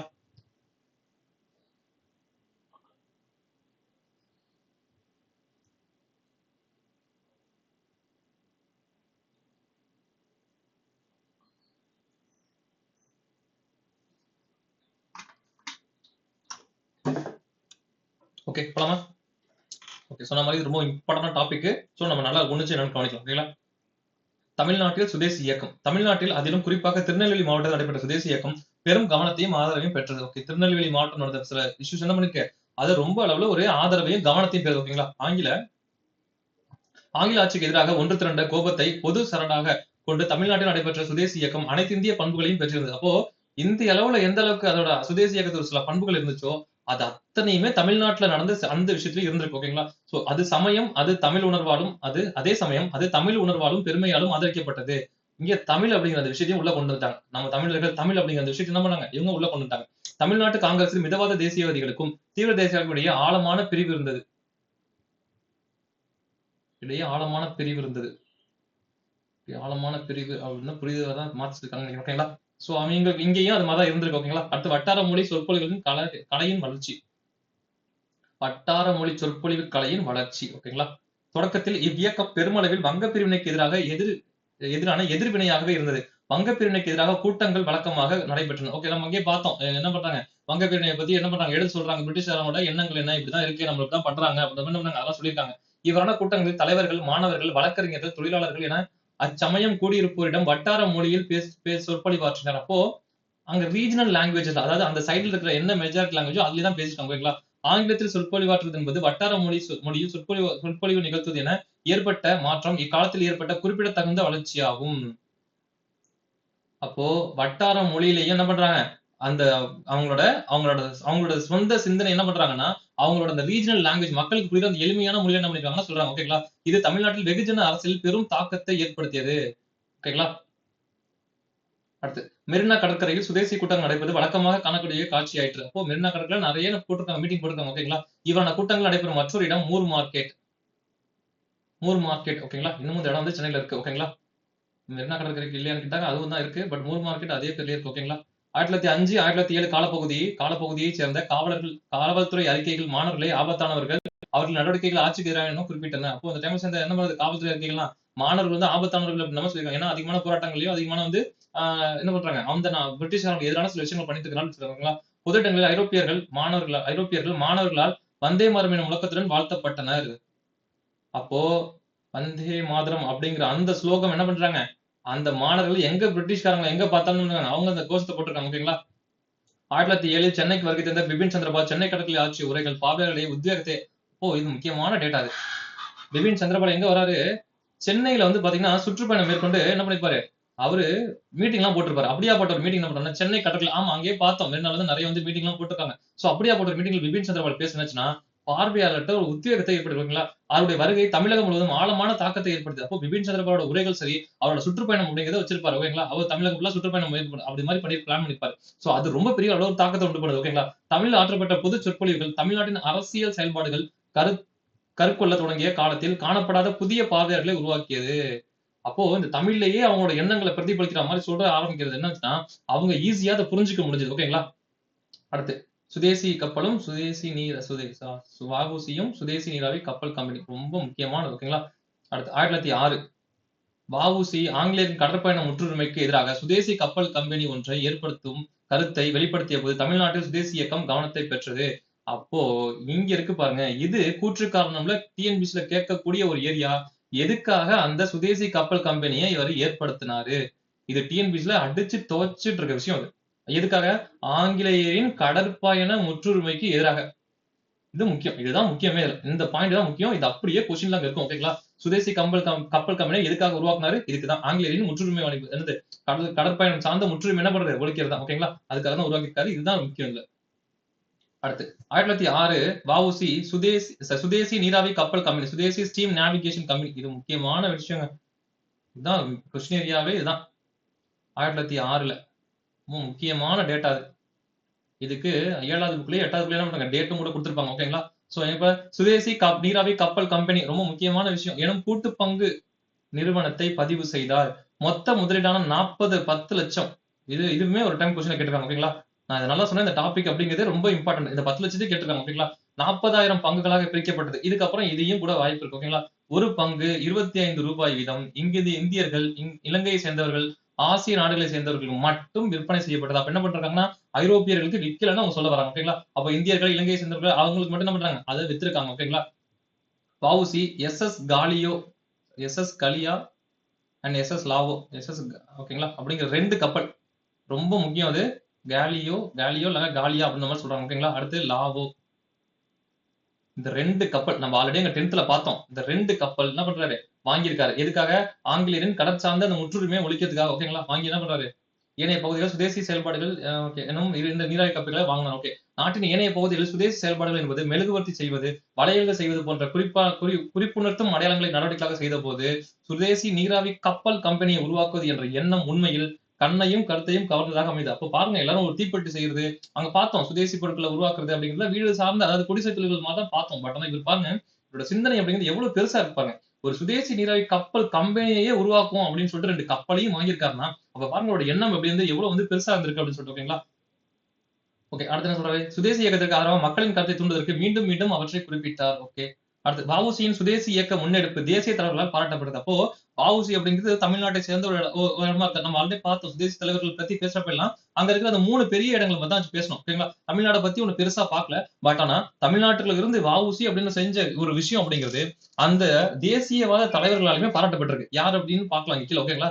யாரு? ஓகே. லோகமானிய திலகர் என்ன சொல்றாரு? தன்னுடைய கேசரி மராட்டா அப்படிங்கிற பத்திரிகை என்ன பண்றாரு? அதோட வெற்றி பத்தி எழுதுறாரு. இதெல்லாம் முக்கியமான டேட்டா அதெல்லாம். ஓகேங்களா? அதாவது தமிழ்நாட்டை சேர்ந்த ஒரு தலைவர் பண்ற ஒரு விஷயத்த என்ன பண்றாங்கன்னா, தேசிய தலைவர்கள் முன்னெடுத்து சொல்றாங்க. அது பத்திரிகையில எழுதுறாங்க. இந்த மாதிரி ஒரு விஷயம் நடந்திருக்கு. ரொம்ப பாராட்ட வேண்டிய விஷயம் சொல்லிட்டு. ஓகேங்களா? அடுத்து யாரு? திலகர் ஃபர்ஸ்ட் பாராட்டுறாரு. அவரோட பத்திரிகையான கேசரி மராட்டா 2லயும். அடுத்து அரவிந்த் கோஷ் என்ன பண்றாரு? அவரு பாராட்டுறாரு. என்ன பண்றாரு? கம்பெனியின் பங்குகள் விற்பனையாளருக்கு உதவினார். ஓகேங்களா? அப்ப அரவிந்த் கோஷும் அதுக்கு சப்போர்ட் பண்றாரு. ஓகேங்களா? அடுத்து பாண்டித்துரையும் ஹாஜி பக்கீர் முகமதும் பெரிய பங்குதாரர்கள் இருவர். அப்போ இது முக்கியமான விஷயம். பாண்டித்துரையார் மற்றும் ஹாஜி பக்கீர் முகமது பார்த்தோம். நம்ம இலங்கை சேர்ந்தவர்கள், ஆசியா சேர்ந்தவர்கள், இந்தியர்கள் என்ன பண்ணோம்? அந்த ஷேர்ஸை பிச்சு பிச்சு கொடுத்துருக்காங்க இல்லையா? அதுல பாண்டித்துரையும் ஹாஜி பக்கீர் முகமதும் ரொம்ப முக்கியமான ஆட்கள். இந்த 10 லட்சம் அப்படிங்கிறது ரொம்ப முக்கியம். ஓகேங்களா? இது பெரிய கொஸ்டின் கேட்டாங்க. இப்ப லாஸ்ட் 1 இயர்க்குள்ள அந்த டீம் பேஸ்ல இது கேட்டிருக்காங்க. ஓகேங்களா? சோ இந்த டேட்டா ஃபுல்லாவே ரொம்ப முக்கியம். அடுத்து வஉசியோட கப்பல். ஓகேங்களா? இதான் கொடுத்துருக்காங்க. வஉசியோட கப்பல் நல்ல பெரிய கப்பல் தான் இருக்கு. ஓகேவா? அடுத்து தொடக்கத்தில் ஆங்கிலேய நிர்வாகம் தேசிய கப்பல் கம்பெனியை கண்டுகொள்ளாமல் அலட்சியப்படுத்தது. ஸ்டார்டிங் என்ன பண்ணிட்டாங்க? இது ஏதோ சின்ன பையன் மாதிரி பண்றான். ஓகே ரைட், ஏதோ பண்ணிட்டு பண்ணிட்டாங்க. ஆனா நாளடைவில் சுதேசி கப்பல் கம்பெனிக்கான ஆதரவு பெருகிய போது ஐரோப்பிய அதிகாரிகள் 1,00,000 பக்கமாகவும் இன வேற்றுமை உணர்வுடன் நடந்து கொண்டனர். அப்போ ஸ்டார்டிங்ல உங்களுக்கு எதுவும் பெரிய பிரச்சனையா தெரியல. பட் போக போக அதுக்கு மக்களோட செல்வாக்கும் ஆதரவும் அதிகமானியும் என்ன பண்ணிட்டாங்க? அதுக்கு சில பிரச்சனைகளை கொடுக்க ஆரம்பிச்சிருக்காங்க. ஓகேங்களா? சூரத் மாநாட்டில் பங்கேற்ற பின்னர், அப்ப சூரத் மாநாடு பார்த்தோம். சூரத் பிளவு அப்படிங்கிறது பார்த்தோம் இல்லையா? அதுக்கப்புறம் வஉசி என்ன பண்றாருன்னா ஊருக்கு திரும்புறாரு. ஓகேங்களா? வஉசி போய் அந்த மீட்டிங்ல கலந்துருக்காரு அர்த்தம் இருக்கு. ஓகேங்களா? ஒரு அரசியலமைப்பை தொடங்குவதற்காக பணிகளை செய்ய திட்டமிட்டார். ஓகேங்களா? ஏன்னா அங்க வந்து என்ன பண்ணிட்டாங்கன்னா 2ஆ பிரிஞ்சுட்டாங்க. ஓகேங்களா? சூரத் மாநாடு பிரிஞ்சுட்டாங்க. ஓகேவா? இப்போ இந்த தீவிர தேசியவாதி என்ன பண்றாங்கன்னா, அவங்களுக்கு ஒரு அமைப்பு வேணும்னு சொல்லிட்டு என்ன பண்றாரு? இவரு பிளான் பண்றாரு. ஓகே, அங்க மெயின்ல அவங்க தேசிய அளவுல அவங்க பிளான் பண்ணல. பட் இங்க வந்து அவர் தொடங்கணும்னு பண்றாரு. ஓகேங்களா? ஒரு ஐடியா பண்றாரு. ஒரு நல்ல பேச்சாளரை தான் தேடிக்கொண்டிருந்த தருணத்தில் சுதேசி இயக்கத்தை போதித்து வந்த சுப்பிரமணிய சிவாவை சந்தித்தார். இது முக்கியமான நபர் இவரெல்லாம். ஓகேங்களா? எக்ஸாம் பாயிண்ட் ஆஃப் சரி, நம்மளோட சுதந்திர போராட்டத்திலுமே சரி, என்ன முக்கியமான நபர்கள் இவங்கலாம். ஓகேங்களா? 1907 பிப்ரவரி, மார்ச் மாதங்களில் இருவரும் தூத்துக்குடி கடற்கரை தினந்தோறும் பொதுக்கூட்டங்கள் பேசினர். இந்த டேட்லாம் முக்கியமான டேட். ரொம்ப முக்கியமான டேட் அதெல்லாம். ஓகேங்களா? தூத்துக்குடி கடற்கரை தினந்தோறும் பொதுக்கூட்டங்களில் பேசினர். மக்களுக்கு சுதேசி குறித்தும் புறக்கணித்தல் பற்றியும் கற்றுக் கொடுத்தனர். ஆயிரக்கணக்கில் மக்கள் இக்கூட்டங்களில் கலந்து கொண்டனர். இப்பொதுக்கூட்டங்களை அரசு உன்னிப்பாக கண்காணித்தது. என்னென்ன சொல்றாங்க, என்னென்ன பேசுறாங்களா, என்ன பண்றாங்க, கவனிச்சிருக்காங்க. ஓகேங்களா? 1908 கோரல் மில் தொழிலாளர்கள் படுமோசமான, அப்போ கோரல் மில் தொழிற்சாலையோட வேலை நிறுத்தம் அப்படிங்கிறது ரொம்ப முக்கியமான டேட்டா. அது நம்ம நல்லா ஞாபகம் வச்சுக்கணும். ஓகேங்களா? 1908 கோரல் மில் தொழிலாளர்களின் படுமோசமான வேலை, வாழ்க்கை சூழல்கள் வஉசி, சிவா ஆகியோரின் கவனத்தை ஈர்த்தன. அப்போ கோரல் மில் தொழிலாளர்களோட பிரச்சனை என்ன இருக்கு, வஉசியையும் சிவாவையும் அவரோட கவனத்தை ஈர்ப்பட்டிருக்கு. ஓகேங்களா. தொடர்ந்து வந்த சில நாட்களில் தலைவர்கள் இருவரும் தொழிலாளர்களிடம் உரையாற்றினர். ஓகே. அவ்வுரைகளால் தூண்ட பெற்ற கோரல் பருத்தி நூற்பாலை தொழிலாளர்கள் மார்ச் 1908 வேலை நிறுத்தம். இது ப்ரீவியஸ் கொஸ்டின் கேட்டிருக்காங்க. இந்த வேலை நிறுத்தம், அதாவது கோரல் மில் வேலை நிறுத்தம் எப்படி எப்ப நடந்துச்சு, 1908 மார்ச். இது அப்படியே கேட்டிருக்காங்க போன குரூப் 4 நினைக்கிறேன் எனக்கு தெரிஞ்சு. ஓகேங்களா. இந்தியாவில் திட்டமிட்டு நடத்தப்பட்ட தொடக்க கால வேலை நிறுத்தங்கள் இதுவும் ஒன்றாகும். ஓகே, இதெல்லாம் வந்து ரொம்ப இம்பார்ட்டன்ட் விஷயம். ஓகேங்களா. நான் சொன்ன மாதிரி இதுல நிறைய கொஸ்டின் ஏரியா அப்படிங்கிறது இருக்கு. ஓகேங்களா. இதெல்லாம் கேட்டுட்டே இருக்கக்கூடிய விஷயங்கள் ஒவ்வொரு எக்ஸாம்லயும். அடுத்து, தேசிய செய்தித்தாள்கள் செய்தி பத்திரிகைகள் நூற்பாலை தொழிலாளர்களின் வேலை நிறுத்தத்தை முழுமையாக ஆதரித்தன. இருந்த போதிலும் ஆலை உரிமையாளர்கள் அசைந்து கொடுக்கவில்லை. என்ன சொல்றாங்க, எவ்வளவுதான் பிரச்சனை பண்ண என்ன பண்றாங்க, நாங்க எதுவும் பண்ண மாட்டோம்ன்ற மாதிரி சொல்லிட்டாங்களா. வேலை நிறுத்தத்தை ஒடுக்க நினைத்த அரசு ஆலை நிர்வாகத்திற்கு ஆதரவாக அப்போ கவர்மெண்ட் என்ன பண்ணிருக்கு, அந்த அரசுக்கு தான், அதாவது அந்த ஆலைக்கு என்ன பண்ணிருக்கு, ஆதரவா இருந்திருக்கு. ஓகேங்களா. தொழிலாளர்களுக்கு நெருக்கடி கொடுக்கும் வகையில் தலைவர்கள் தூத்துக்குடி நகரில் கூட்டங்கள் நடத்த தடை விதிக்கப்பட்டது. ஓகே, நீங்க மீட்டிங் போட்டு என்ன பண்ண முடியாது, அது மாதிரிலாம் பேசக்கூடாது, என்ன பண்ணிட்டாங்க, அதுக்கு தடை போட்டாங்க. முடிவினில் ஆலை முதலாளிகள் தொழிலாளர்களுடன் பேச்சுவார்த்தை நடத்தி அவர்களின் கோரிக்கையை ஏற்றுக்கொள்ள முடிவு செய்தனர். ஓகே, வேற வழியே இல்ல, இவங்க வந்து என்ன பண்ணாங்க, இவங்க போராட்டத்தை கைவிடுற மாதிரி இல்ல, அரசு நம்பியும் வேலைக்கு இல்ல, நம்ம என்ன பண்ணலாம், இவங்க சொல்றதை கேட்டுக்கலாம் சொல்லிட்டு என்ன பண்றாங்கன்னா, இவங்க அவங்களோட கோரிக்கை கேட்க முடிவு பண்றாங்க. ஓகேங்களா. தொழிலாளர்களின் வெற்றி வங்காளத்தை தேசியவாதிகளிடையே உற்சாகத்தை ஏற்படுத்தியது. அப்போ இது ஒரு சின்ன விதமான ஒரு வெற்றி தான், நம்ம சைடுல நடக்கக்கூடிய வெற்றி தான். பட் ஆனா அது ஓகே, இந்த வெற்றியை பெற்றுட்டாங்க அப்படின்ற மாதிரி என்ன பண்றாங்க, இது தேசிய அளவுல பரவ ஆரம்பிக்குது. ஓகேங்களா. வங்காளத்து செய்தி பத்திரிகைகள் இவ்வெற்றியை வாழ்த்தின. ஆல்ரெடி என்ன ஆயிடுச்சு, வஉசி ஆல்ரெடி அங்க கப்பல் வாங்கினதை பார்த்துட்டு இருக்காங்க. அப்ப என்ன பண்றாங்க, இந்த விஷயமும் அவங்கள பெரிய அளவுல மாற ஆரம்பிக்குது. ஓகேங்களா. அடுத்து, இவ்வெற்றி கற்றறிந்த மக்களுக்கும் பொதுமக்களும் இடையே ஒரு இணைப்பை உருவாக்கியுள்ளது. ஓகேங்களா. அதுவே சுயராஜ்யத்தை நோக்கி எடுத்து வைக்கப்பட்ட உன்னதமான முதலடியாகும். இந்திய தொழிலாளியின் ஒவ்வொரு வெற்றியும் நாட்டிற்கு கிடைத்த வெற்றி என அரவிந்த் கோஷின் வந்தே மாதரம் புகழாரம் சூட்டியது. அப்போ இங்க இந்த எக்ஸ்ட்ரா டேட்டா தெரிஞ்சுக்கணும். வந்தே மாதரம் அப்படிங்கிறது அரவிந்த் கோஷோட இதழ் அப்படிங்கிறது நல்லா தெரிஞ்சுக்கணும். அப்ப அவர் தான் சொல்றாரு, இந்த கோரல் மில் தொழிற்சாலையை பத்தி சொல்றாரு. ஆல்ரெடி அவர் வாங்கின கப்பலை பத்தி என்ன பண்றாரு, அந்த கப்பலோட பங்குகள் விற்பனை ஆவதற்கு என்ன பண்றாரு, அரவிந்த் கோஷ் அப்படிங்கிறது மிகப்பெரிய அளவில் சப்போர்ட் பண்ணிருக்காரு. இந்த 2 டேட்டாவும் அரவிந்த் கோஷ் பண்ணிருக்காரு. எங்க ஓகேங்களா. அந்த சுதேசி கப்பலுக்கும் பண்ணிருக்காரு, இந்த கோரல் மில்லோட தொழிற்சாலை அந்த வேலை நிறுத்தத்துக்கும் என்ன பண்ணிருக்காரு, இவரு இதை சப்போர்ட் பண்ணிருக்காரு. ஓகேங்களா. சோ அடுத்து, சுப்பிரமணிய பாரதி கவிஞர் மற்றும் தேசியவாதி. ஆங்கிலத்திலும் தமிழிலும் வெளியான செய்தி பத்திரிகைகளின் வளர்ச்சி தமிழகத்தில் சுதேசி இயக்கத்திற்கு துணை நின்றது. அப்ப அவங்க பார்த்தோம், வங்க மொழி அப்படிங்கிறது ரவீந்திரநாத் தாகூர் அந்த இலக்கிய வளர்ச்சி அப்படிங்கிறது சுத்தி என்ன பண்ணுச்சு, கட்டமைக்கப்பட்டது இல்லையா. சோ இங்க அதே மாதிரி என்ன பாரதிய சுத்தி அது கட்டமைக்கப்பட்டிருக்குன்னு சொல்றாங்க. ஓகேங்களா. செய்தி பத்திரிகையை பயன்படுத்தி தேசியவாத செய்திகளை விருந்துபட்ட மக்களின் பார்வைகளிடையே பரப்புரை செய்த தலைவர்கள் முதன்மையானவர் ஜி சுப்பிரமணியம். அப்போ இந்த பத்திரிகை அப்படிங்கிறத முதன்மையா பயன்படுத்தி என்ன பண்றது, மக்களிடையே கொண்டு சேர்க்கணும்னு பிளான் பண்ணது யாரு, ஃபர்ஸ்ட் ஜி சுப்பிரமணியம். ஆமா பார்த்தோம், தி ஹிந்து, அப்புறம் வந்து தேசமித்திரன் அப்படிங்கிற விஷயத்தை என்ன பண்ணிருப்பாரு, அவர் பண்ணிருப்பாரு. அவர் வேறு 5 நபர்களுடன் இணைந்து தி ஹிந்து, ஆமா இப்ப இங்க பாருங்க, இதை நம்ம ஆல்ரெடி அங்க பார்த்ததான், தி ஹிந்து மற்றும் சுதேசமித்ரன் தமிழ் வெளியிடப்பட்ட முதல் தினசரி. ரொம்ப முக்கியமான டேட்டா அது, ரொம்ப முக்கியமான விஷயம் அதெல்லாம். ஓகேங்களா. மறக்கவே கூடாது. ஓகேங்களா. நிறுவினார். 1906 பர்சால் காங்கிரஸ் மாநாட்டின் போது ஆங்கிலேயர்கள் மேற்கொண்ட நடவடிக்கைகளை விமர்சித்து ஒரு புத்தகத்தை எழுதினார். அப்போ 1906 பர்சால் காங்கிரஸ் மாநாட்டு அப்ப என்ன பண்றாங்க, அந்த மாநாட்டில் நடந்த சில விஷயத்துல என்ன இருக்காரு, ஒரு புத்தகமாவும் ரிலீஸ் பண்ணி. ஓகேங்களா. சுதேசமித்திரன் தேசியவாதிகளின் செயல்பாடுகள் குறித்து, குறிப்பாக வஉசி தூத்துக்குடியில் ஆற்றிய உரைகள் பற்றி விரிவான செய்திகளை வெளியிட்டது. அப்போ அந்த சுதேசமித்திரன் அப்படிங்கிற வஉசியோட அந்த சுதேசி இயக்கங்கள் என்ன பண்ணிருக்கு, அதெல்லாம் என்ன பண்ணிருக்கு, அதிகமான விஷயங்களை பரப்பியிருக்கு. ஓகேங்களா. இந்திய தேசியவாதம் ஒரு புதிய வழிகாட்டுதலை எதிர்பார்த்து கொண்டிருந்த காலப்பகுதியில் 1904 சுப்பிரமணிய பாரதி சுதேசமித்திரன் பத்திரிகையின் துணையாசிரியராக பணியமர்த்தப்பட்டார். ரொம்ப முக்கியமான வருஷம் அது. அப்போ பாரதி சுதேசமித்திரன் பத்திரிகையின் துணை ஆசிரியராக, சுதேசமித்திரனை உருவாக்குனது ஜி சுப்பிரமணிய ஐயர். ஓகேங்களா. அதுல வந்து பாரதி வந்து துணை ஆசிரியராக சேர்றது 1904. ஓகேங்களா. சோ இந்த டேட்டா அப்படிங்கிறது ரொம்ப முக்கியமான டேட்டா அது. பாரதி சக்கரவர்த்தி எனும் இதழில் ஆசிரியராகவும் பணியாற்றினார். அது பெண்களின் மேம்பாட்டுக்காக தன்னை அர்ப்பணித்துக் கொண்ட பத்திரிகை. இது எக்ஸாம்ல ப்ரீவியஸ்ல கேட்ட கொஸ்டின். ஓகேங்களா. சக்கரவர்த்தி என்பது ஒரு பெண்களுக்கான இதழ். அது என்ன பண்றாரு, அது பாரதி அப்படிங்கிற ஆசிரியராகவும் பணியாற்றிருக்காரு. இது ப்ரீவியஸ் கொஸ்டின். இந்த சுதேசமித்திரன் அப்படிங்கிறது ப்ரீவியஸ் கொஸ்டின். ஓகேங்களா. சுதேசமித்திரன் பாரதி வந்து எப்போ வந்து ஒரு துணை ஆசிரியர் செய்தார் அப்படிங்கிறதும் கொஸ்டின். ஓகேங்களா. அடுத்து, 2 நிகழ்வுகளின் சுப்பிரமணிய பாரதியின் மீது குறிப்பிடத்தக்க தாக்கத்தை ஏற்படுத்தின. அயர்லாந்து, அதாவது 2 நிகழ்வுகள் அப்படிங்கிறது சுப்பிரமணிய பாரதியோட வாழ்க்கையில என்ன ஒரு குறிப்பிடத்தக்க மாற்றத்தை ஏற்படுத்துச்சு. ஒண்ணு என்ன சொல்றாங்க, அயர்லாந்து நாட்டு பெண்மணியும் விவேகானந்தரின் சீடருமான சகோதரி நிவேதிதா. ரொம்ப முக்கியமான டேட்டா அது. விவேகானந்தரோட சீடரான இவங்க வந்து ஒரு ஃபாரின் லேடி இவங்க. ஓகேங்களா. அவங்க நிவேதிதாவை சந்தித்தார். ஓகேங்களா. முதலாவதாகும். அப்போ இவங்க வந்து ஃபாரின் லேடி, பட் நிவேதிதான தன் பேரை மாத்திருப்பாங்க. ஓகேங்களா. இவங்க வந்து விவேகானந்தன் சீடர். ஓகேவா. அடுத்து, குருமணி என அவரால் குறிப்பிடப்பட்ட பெண்மணி. அப்ப அவங்கள யார் என்ன சொல்றாங்க, குருமணின்னு சொல்றாங்க. யாரு, பாரதிய சொல்றாரு. என அவரால் குறிப்பிடப்பட்ட அப்பெண்மணி அவரின் தேசியவாத சிந்தனைகளுக்கு ஊக்கமளித்தார். ஓகே. ஆங்கிலேய ஆட்சியை எவ்வாறு எதிர்கொள்வது, என்பது குறித்து காங்கிரஸ்க்குள் நிலவிய கருத்து குழப்பம் மற்றொன்றாகும். அப்போ ரெண்டாவது விஷயம், ஃபர்ஸ்ட் வந்து நிவேதிதா அப்படிங்கிற விவேகானந்தர் சீடர், ரெண்டாவது காங்கிரஸ்குள்ளே சேர்ந்த என்னது கருத்து குழப்பம், அதுவும் தான் என்னது அந்த ரெண்டு விஷயம் தான். ஓகேங்களா. அடுத்து இப்பாடத்தில் முன்னர் விவாதிக்கப்பட்டது போல் சட்டத்திற்கு உட்பட்ட முறைகளை பின்பற்ற விரும்பிய மிதவாத தேசியவாதிகளை யாசிப்பவர்கள் என தீவிர தேசியவாதிகள் ஏளனம் செய்தனர். விடம்ன்றாங்க. யாசிப்பவர்கள் அப்படின்னா வந்து ஒரு விஷயத்த என்ன பண்ணணும் நடக்கணும் அப்படின்னா கெஞ்சி கேட்கறது அப்படிங்கிற மாதிரி விஷயம். ஓகே, பாவப்பட்டு கேட்கறது, தயவு செஞ்சு பண்ணி கொடுங்க அப்படின்ற மாதிரி யாசிப்பவர்கள் சொல்லுவாங்க. ஓகேங்களா. ஆங்கிலேய ஆட்சி புதிய அணுகுமுறையை எதிர்கொள்ள வேண்டும் என நினைத்த பாரதியாருக்கு தீவிர தேசியவாதிகளின் வழிமுறைகள் அதிகம் ஏற்புடையவனாக இருந்தான். அப்போ இவர் என்ன பண்றாருன்னா, ஓகே ரைட், அது வந்து யாசிப்பவர்கள் மாதிரி இருக்கு. இவர் என்னது, ஓகே ரைட், நம்ம தீவிர தேசியவாதி பண்றது கொஞ்சம் நல்லா இருக்கு அப்படின்ற மாதிரி இவரு பிளான் பண்றாரு. ஓகேங்களா. எடுத்துக்காட்டாக காங்கிரசின் சூரத் மாநாட்டிற்கு பின்னர் திலகர் மீது அவர் கொண்டிருந்த ஆர்வம் பற்றும் ரொம்ப முக்கியம்.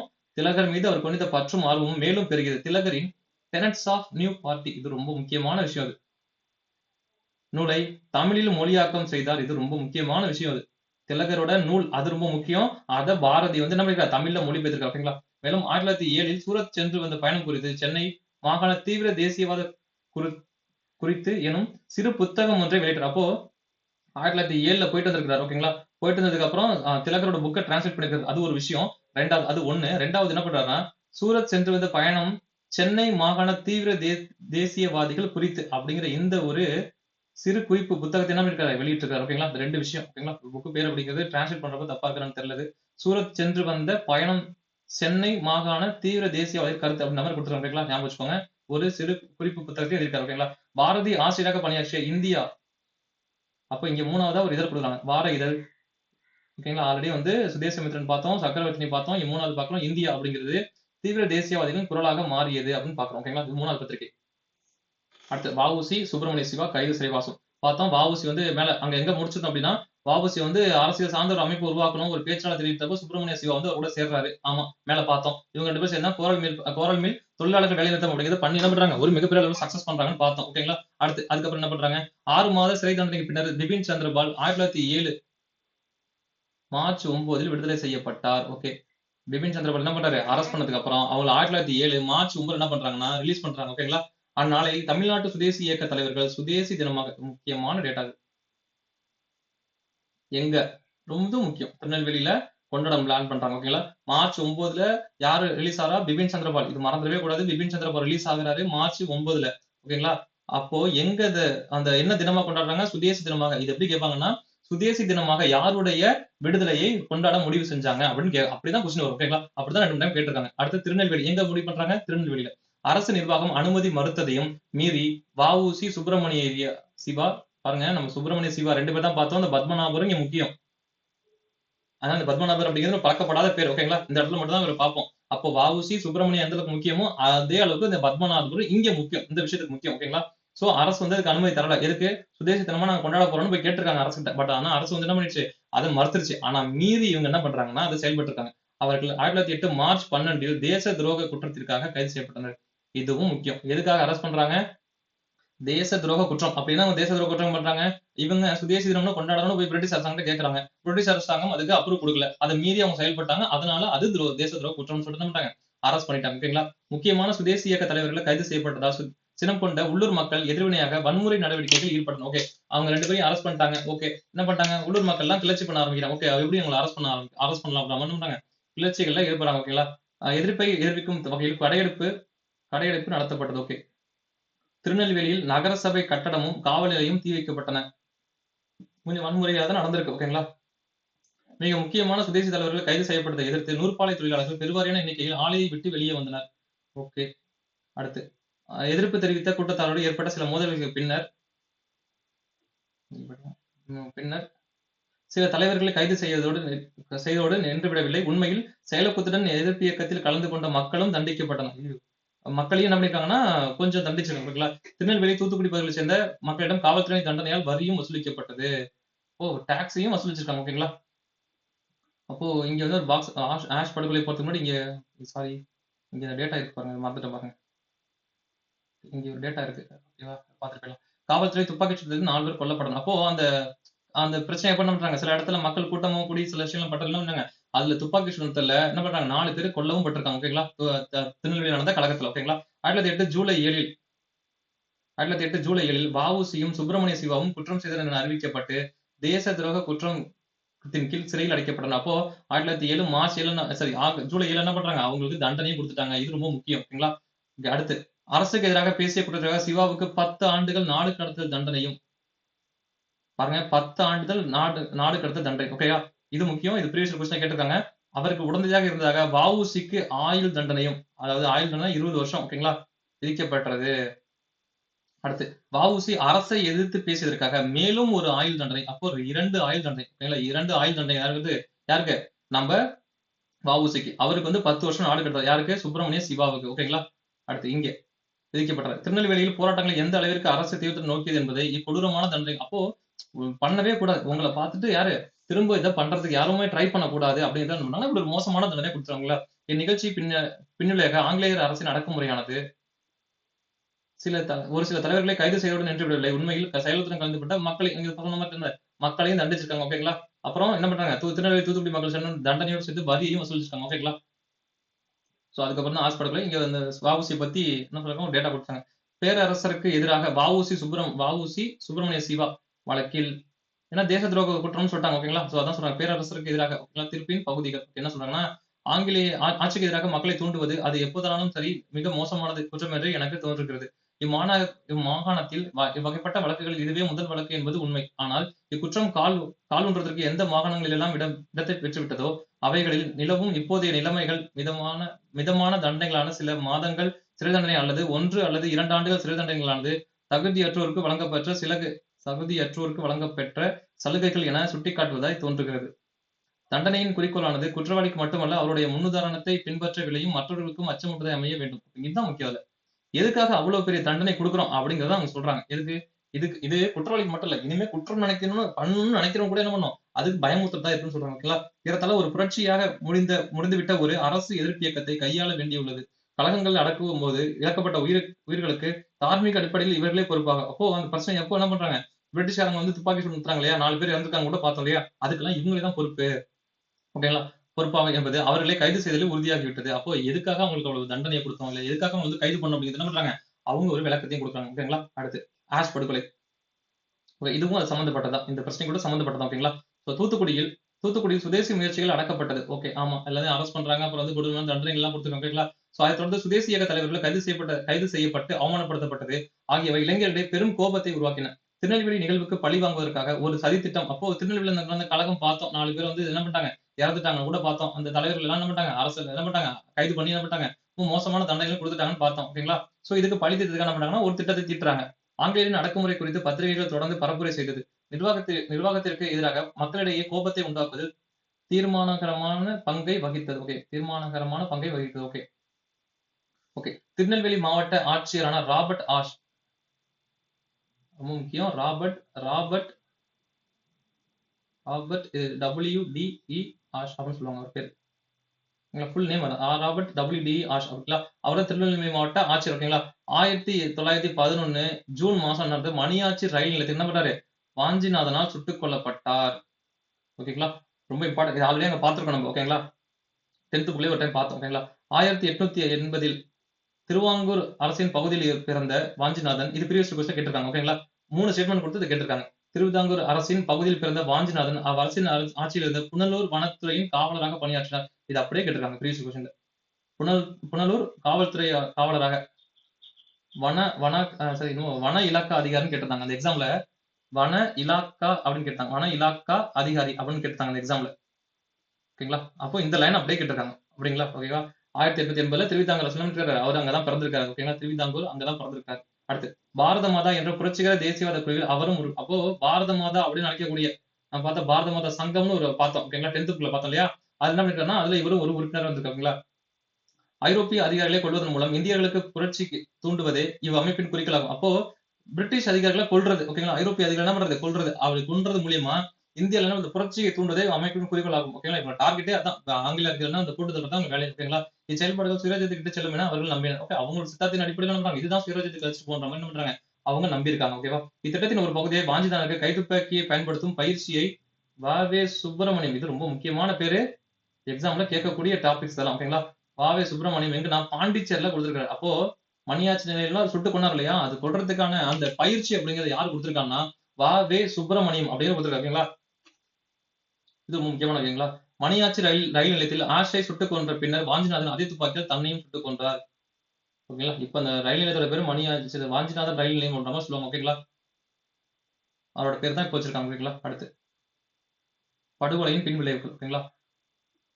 விசாரணையின் போது ஆஷ் கொலையில் குற்றம் சாட்டப்பட்டுடன் பாண்டிச்சேரியில் தலைமறைவாக இருக்கும் வாவே சுப்பிரமணியன் நெருக்கமாக இருந்து என்பதை ஆங்கில அரசு வைக்குது. அப்போ வாவே சுப்பிரமணியன் அங்கதான் இருக்காரு, இங்க வரல. பட் ஆனா துப்பாக்கி பயிற்சி கொடுத்தது அவர் தான் ஓகேங்களா. சோ அவரும் நெருக்கமா இருந்தது கண்டுபிடிச்சிட்டாங்க ஓகேங்களா. இதே ஆங்கில பாண்டிச்சேரி குழுவினர் குறித்தும் அவர்கள் நடவடிக்கை குறித்தும் காலனிய அரசு பெரும் சந்தேகம் கொண்டது. இத்தகையோர் சூழ்நிலை தேசியவாத கருத்துக்களை பரப்புரை செய்யவும் நடவடிக்கைகளை மேற்கொள்ளவும் இயலாத நிலை ஏற்படுத்தியது. கொலையின் பின்விளைவாக காலனி அரசு மேற்கொண்ட அடக்குமுறை நடவடிக்கைகளின் விளைவாக தமிழ்நாட்டில் தேசிய இயக்கம் செயல்வேகம் குறைந்த மந்த கதியிலான ஒரு காலகட்டத்தை எதிர்கொண்டது. ஓகே, அப்போ இந்த மாதிரியான அடக்குமுறைகள் பிரச்சனை எல்லாம் பண்றதை பத்தி என்ன பண்றாங்க, அது வந்து ரொம்ப மோசமா வந்து நடக்க ஆரம்பிச்சு ஓகேங்களா. சோ 1914 தன்னாட்சி இயக்கத்தை ஒட்டி அது ஒரு வகையான இப்போ அதுக்கப்புறம் என்ன ஆயிடுச்சு அப்படின்னா ஒரு அளவு மந்த நிலையை போயிட்டு இருக்கு. அது எப்போ புத்துணர்ச்சி அடையுது அப்படின்னா அன்னி பெசன்ட் அம்மையார் வந்து தன்னாட்சி இயக்கத்தை ஸ்டார்ட் பண்றாங்க இல்லையா, அப்பதான் என்னது திரும்ப வந்து இந்த ரீஃப்ரெஷோட ஸ்டார்ட் பண்ணுது ஓகேங்களா. சோ இதோட இந்த டாபிக் அப்படின்னு முடியுது ஓகேங்களா. சோ இந்த 2வது நெட் அப்படிங்கிறது இதோட முடியுது. சோ இப்போ நம்ம புக் பேக் பார்த்து என்ன பண்றாங்க, இந்த டாபிக் வந்து கம்ப்ளீட் பண்ணிடலாம் ஓகேங்களா. ஒரு நிமிஷம் தண்ணி மட்டும் குடிச்சுக்கிறேன். உங்களுக்கு அப்படியே நீங்க ஆன்சர் நோட் பண்ணலைன்னா உங்களுக்கு அந்த ஆன்சர் தெரியுதான்னு பாருங்க, நான் அப்படியே சொல்றது அப்படியே கரெக்ட் பண்ணிக்கலாம் ஓகேங்களா.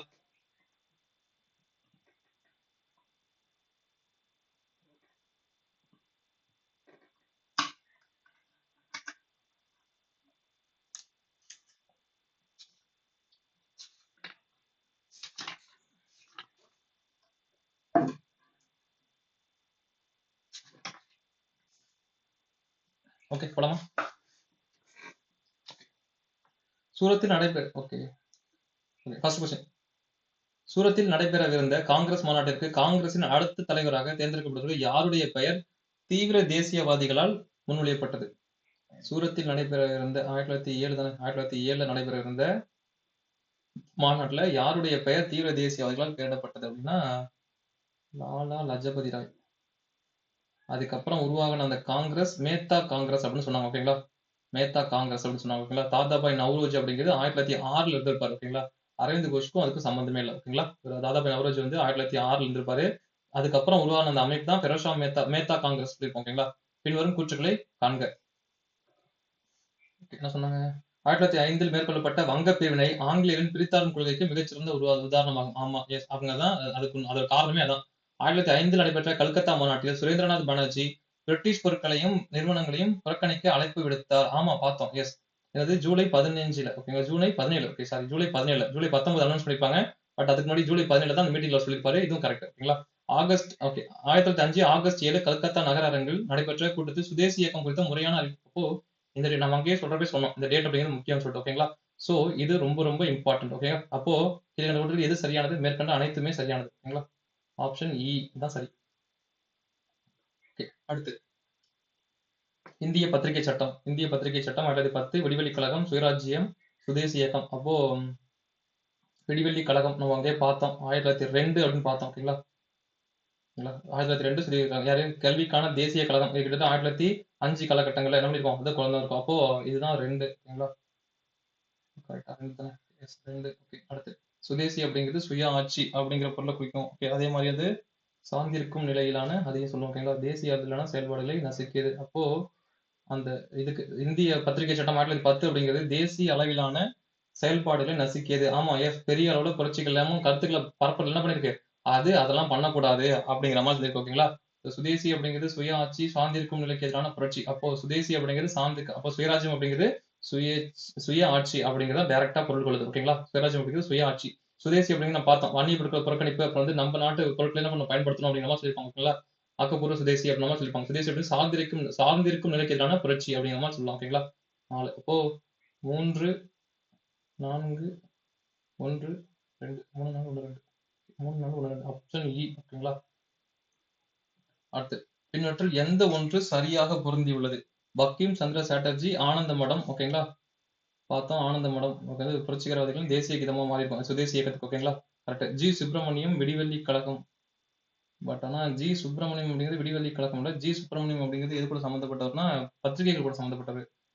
எது கூட அப்படின்னு பார்த்தோம்னா ஹிந்து பத்திரிகையா இருக்கட்டும், வந்து சுதேசமித்ரன் சுதேசமித்ரன் ஓகேங்களா. சுதேசமித்ரன் இவரோட சம்மந்தப்பட்ட விடிவெளி கழகம் அப்படிங்கிறது 1902ல சம்மந்தப்பட்ட சதீஷ் சந்திர முகர்ஜி. சதீஷ் சந்திர முகர்ஜி. ஆமாம், நாங்க தானே பார்த்தோம். ஓ, இது தப்பு.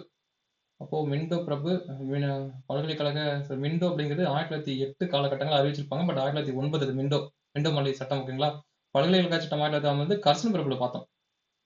அங்கேயே சொன்னேன் இல்லையா, கர்சன் பிரபுவோட காலத்துல பார்த்தோம் ஓகேங்களா. ஸோ இது ரெண்டும் வந்து பார்க்கக்கூடாது. கல்கத்தா பல்கலைக்கழக சட்டம் அப்படிங்கிற மாதிரி சொன்னோம் இல்லையா, கர்சன் பிரபு சம்மந்தப்பட்டது. மின்டோ பிரபுக்கும் அவருக்கு சம்மந்தம் இல்லை ஓகேங்களா. அடுத்து தீவிர தேசியவாதத்தின் மையம் சென்னை கிடையாது. சென்னை நம்ம வந்து பார்க்கவே இல்லை ஓகேங்களா. இது வந்து பார்த்தீங்கன்னா திருநெல்வேலி, அப்புறம் வந்து பார்த்தீங்கன்னாக்கா தூத்துக்குடி. தூத்துக்குடி 2 பகுதி சொன்னான். அதில் திருநெல்வேலி ரொம்ப முக்கியமான பகுதி. தீவிர தேசியவாத மையம் வந்து சென்ட்ரல் லெவலில் பார்த்தீங்க அப்படின்னாக்கா பஞ்சாப், மகாராஷ்டிரா, அப்புறம் வந்து வேற எங்க பார்த்தோம், வந்து வங்கம் பார்த்தோம். இந்த 3 பகுதி பார்த்தோம் ஓகேங்களா. ஸோ இதுதான் இந்த சென்னை நம்ம வந்து பார்க்கவே இல்லை ஓகேங்களா. மீட்டிங் மட்டும் தான் போட்டிருப்பான் ஓகேவா. அடுத்து கல்கத்தாவில் அணுசீலன் சமிதியை நிறுவியவர் யார்? கல்கத்தாவில் அணுசீலன் சமிதியை நிறுவியவர் யார் யார் அப்படின்னா இதுதான் ஃபர்ஸ்ட் வந்த அமைப்பு. புலின் பிகார் தாஸ் வந்து டாக்காவில் ஓகேங்களா. டாக்கா அணுசீலன் சமிதி ஓகேங்களா. புலின் பிகார் தாஸ் டாக்கா அணுசீலன் சமிதி. ஹேமச்சந்திர கணக்கு கிடையாது. இந்த சந்திரநாத் பானர்ஜி அண்ட் பரிந்தர் குமார் கோஷ். வந்து அரவிந்த் குமார் கோஷோட சகோதரர் ஓகேங்களா. ஸோ இதெல்லாம் பார்த்தோம். அண்ட் குதிரம் போஸ் அண்ட் பிர்புலா சாக்கி அப்படிங்கிறது அலிப்பூர் குண்டு விளக்கு. அந்த டக்ளஸ் கிங்ஸ் ஃபுட் பார்த்தோம் இல்லையா, அலிப்பூர் குண்டு விளக்கு அந்த கோர்ஸ்ல சம்மந்தப்பட்டவங்க ஓகேங்களா. ஸோ குதிரம் போஸ் அப்படிங்கிறது லாஸ்ட்ல தூக்கு தண்டனை. பிர்புலா சாக்கி அப்படிங்கிறது எப்படி பார்த்தா இறந்துருப்பார் ஓகேங்களா. தூக்கு மாட்டில தற்கொலை பண்ணிப்பார் ஓகேங்களா. தற்கொலை பண்ணிப்பார் இவர் ஓகே. 1905 அக்டோபர் 16 துக்க நாளாக அனுசரிக்கப்பட்டது. அக்டோபர் 16 ஏன் துக்க நாள் அனுசரிக்கப்பட்டது? அக்டோபர் அக்கா பிரிச்சுட்டாங்க எதை, வங்காளத்தையும் இந்தியாவையும். ஸோ அக்டோபர் 16 நாங்க சொன்ன மாதிரி இந்த டேட் அப்படியே கட்டம் உங்களுக்கு சம்மந்தப்பட்டது. ஸோ ஆமா சரி. மேற்படி நாளில் வங்காளம் முறையாக 2 மாகாணங்கள் பிரிக்கப்பட்டது. ஆமா, அக்கா பிரிச்சுட்டாங்க ஓகேங்களா. ஸோ கூற்று மற்றும் காரணம் சரி, சரியான காரணத்தை விளக்குகிறது. Okay, option A. அடுத்து கூற்று வாவு சிதம்பரம் ஓகேங்களா. வாவு சிதம்பரம் சுதேசி கப்பல் நிறுத்தி தொடங்கினார். ஆமா, 1906ல தொடங்கினாரு. எஸ் பார்த்தோம். 2 கப்பல் என்ன பண்ணாரு, விலைக்கு வாங்கினாரு. ஓகே, தமிழ்ல படிக்கிறப்போ அது எங்க இருந்து எங்க வரைக்கும் கூட படிச்சோம் ஓகேங்களா. அடுத்து இந்திய கடற்கரையில் ஆங்கிலேயர்கள் முற்றுரிமை அவர். இது அப்படியே ப்ரீவியஸ் கொஸ்டின் அப்படியே டிஎன்பிஎஸ்ல அப்படியே கேட்பாங்க ஓகேங்களா. ஸோ கூற்று மற்றும் காரணம் சரி, கூற்று சரியான காரணத்தை விளக்குகிறது. சூப்பர். அடுத்து சுப்பிரமணிய பாரதி குறித்த பின்வரும் கூற்றுகள் எது தவறானது? அப்போ இந்த மாதிரி கொஸ்டின்ஸ் பாருங்க, இந்த தவறானது சரியானது அப்படின்னு சரியா பார்த்துணும் ஓகேங்களா. அப்போ டக்குனு இந்த கவனிக்காம விட்டுட்டுன்னு வச்சுக்கோங்க. பாரதி சுதேசமித்திரன் இதுல நான் துணை ஆசிரியராக இருந்த ஆமான்னு சொல்லிட்டு அப்படின்னா பண்ணிடுவோம், அப்படியே டிக் பண்ணிட்டு போயிடுவோம் ஓகேங்களா. சோ இது தவறானது. பாரதி சுதேசமித்திரனின் இதழில் துணை ஆசிரியராக இருந்த ஆமா எஸ். இங்க நல்லா தெரிஞ்சுக்கணும், சுதேசமித்திரனோட துணை ஆசிரியராக இருந்திருப்பாரு, சக்கரவர்த்தினியோட ஆசிரியராக இருந்திருப்பாரு ஓகேங்களா. இது வந்து பெண்களுக்கானது ஓகேங்களா. பாரதி திலகரின் டெனட்ஸ் ஆஃப் நியூ பார்ட்டி என்ற நூலை தமிழில் மொழிபெயர்த்தார். ஆமா சரிதான். 1907 சூரத் போயிட்டு என்ன பண்ணிப்பாரு, அது அந்த இதை வேலையை பார்த்திருப்பாரு ஓகேங்களா. பாரதியின் குருமணி சுவாமி விவேகானந்தர் ஆவார். இப்போ பாரதியோட குருமணி அப்படிங்கிறவங்க விவேகானந்தரோட சீடரான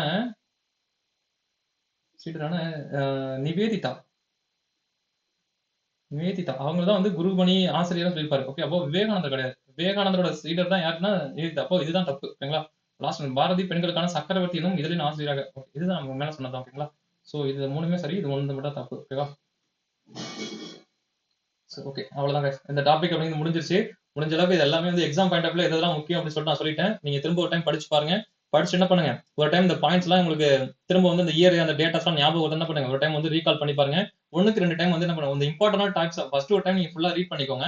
2வது டைம் பாக்குறப்போ இந்த இம்பார்ட்டன்ட் டேட்டாஸ், அந்த இயர்ஸ், அப்புறம் அந்த எங்க என்ன நடந்துச்சு, அந்த எந்த டேட்ல நடந்துச்சு, யார் வந்தாங்க, என்ன பண்ணாங்க அப்படிங்கிற டேட்டாஸ் என்ன பண்ணுங்க 1க்கு 2 டைம் நீங்க வந்து பாத்துட்டே இருந்தீங்கன்னா நல்லா வந்து என்ன பண்ணலாம், நல்ல மெமரி ஆயிடும் ஓகேங்களா. சோ நம்ம கிளாஸ் ஃபுல்லா முடிச்சதுக்கு அப்புறம் என்ன பண்ணலாம், ஒரு 5 கிளாஸ் முடிச்சதுக்கு அப்புறம் ஒரு ரிவிஷன் கிளாஸ் அப்படின்னு போலாம் ஓகேங்களா. சோ நம்ம ஈஸியா ரிவ்யூ பண்றதுக்கு ஈஸியா இருக்கும் ஓகேவா. சோ அந்த டாபிக் கிட்ட முடிஞ்சிருச்சு. சோ அடுத்த ஒரு வீடியோல பார்க்கலாம் கைஸ். பாய்.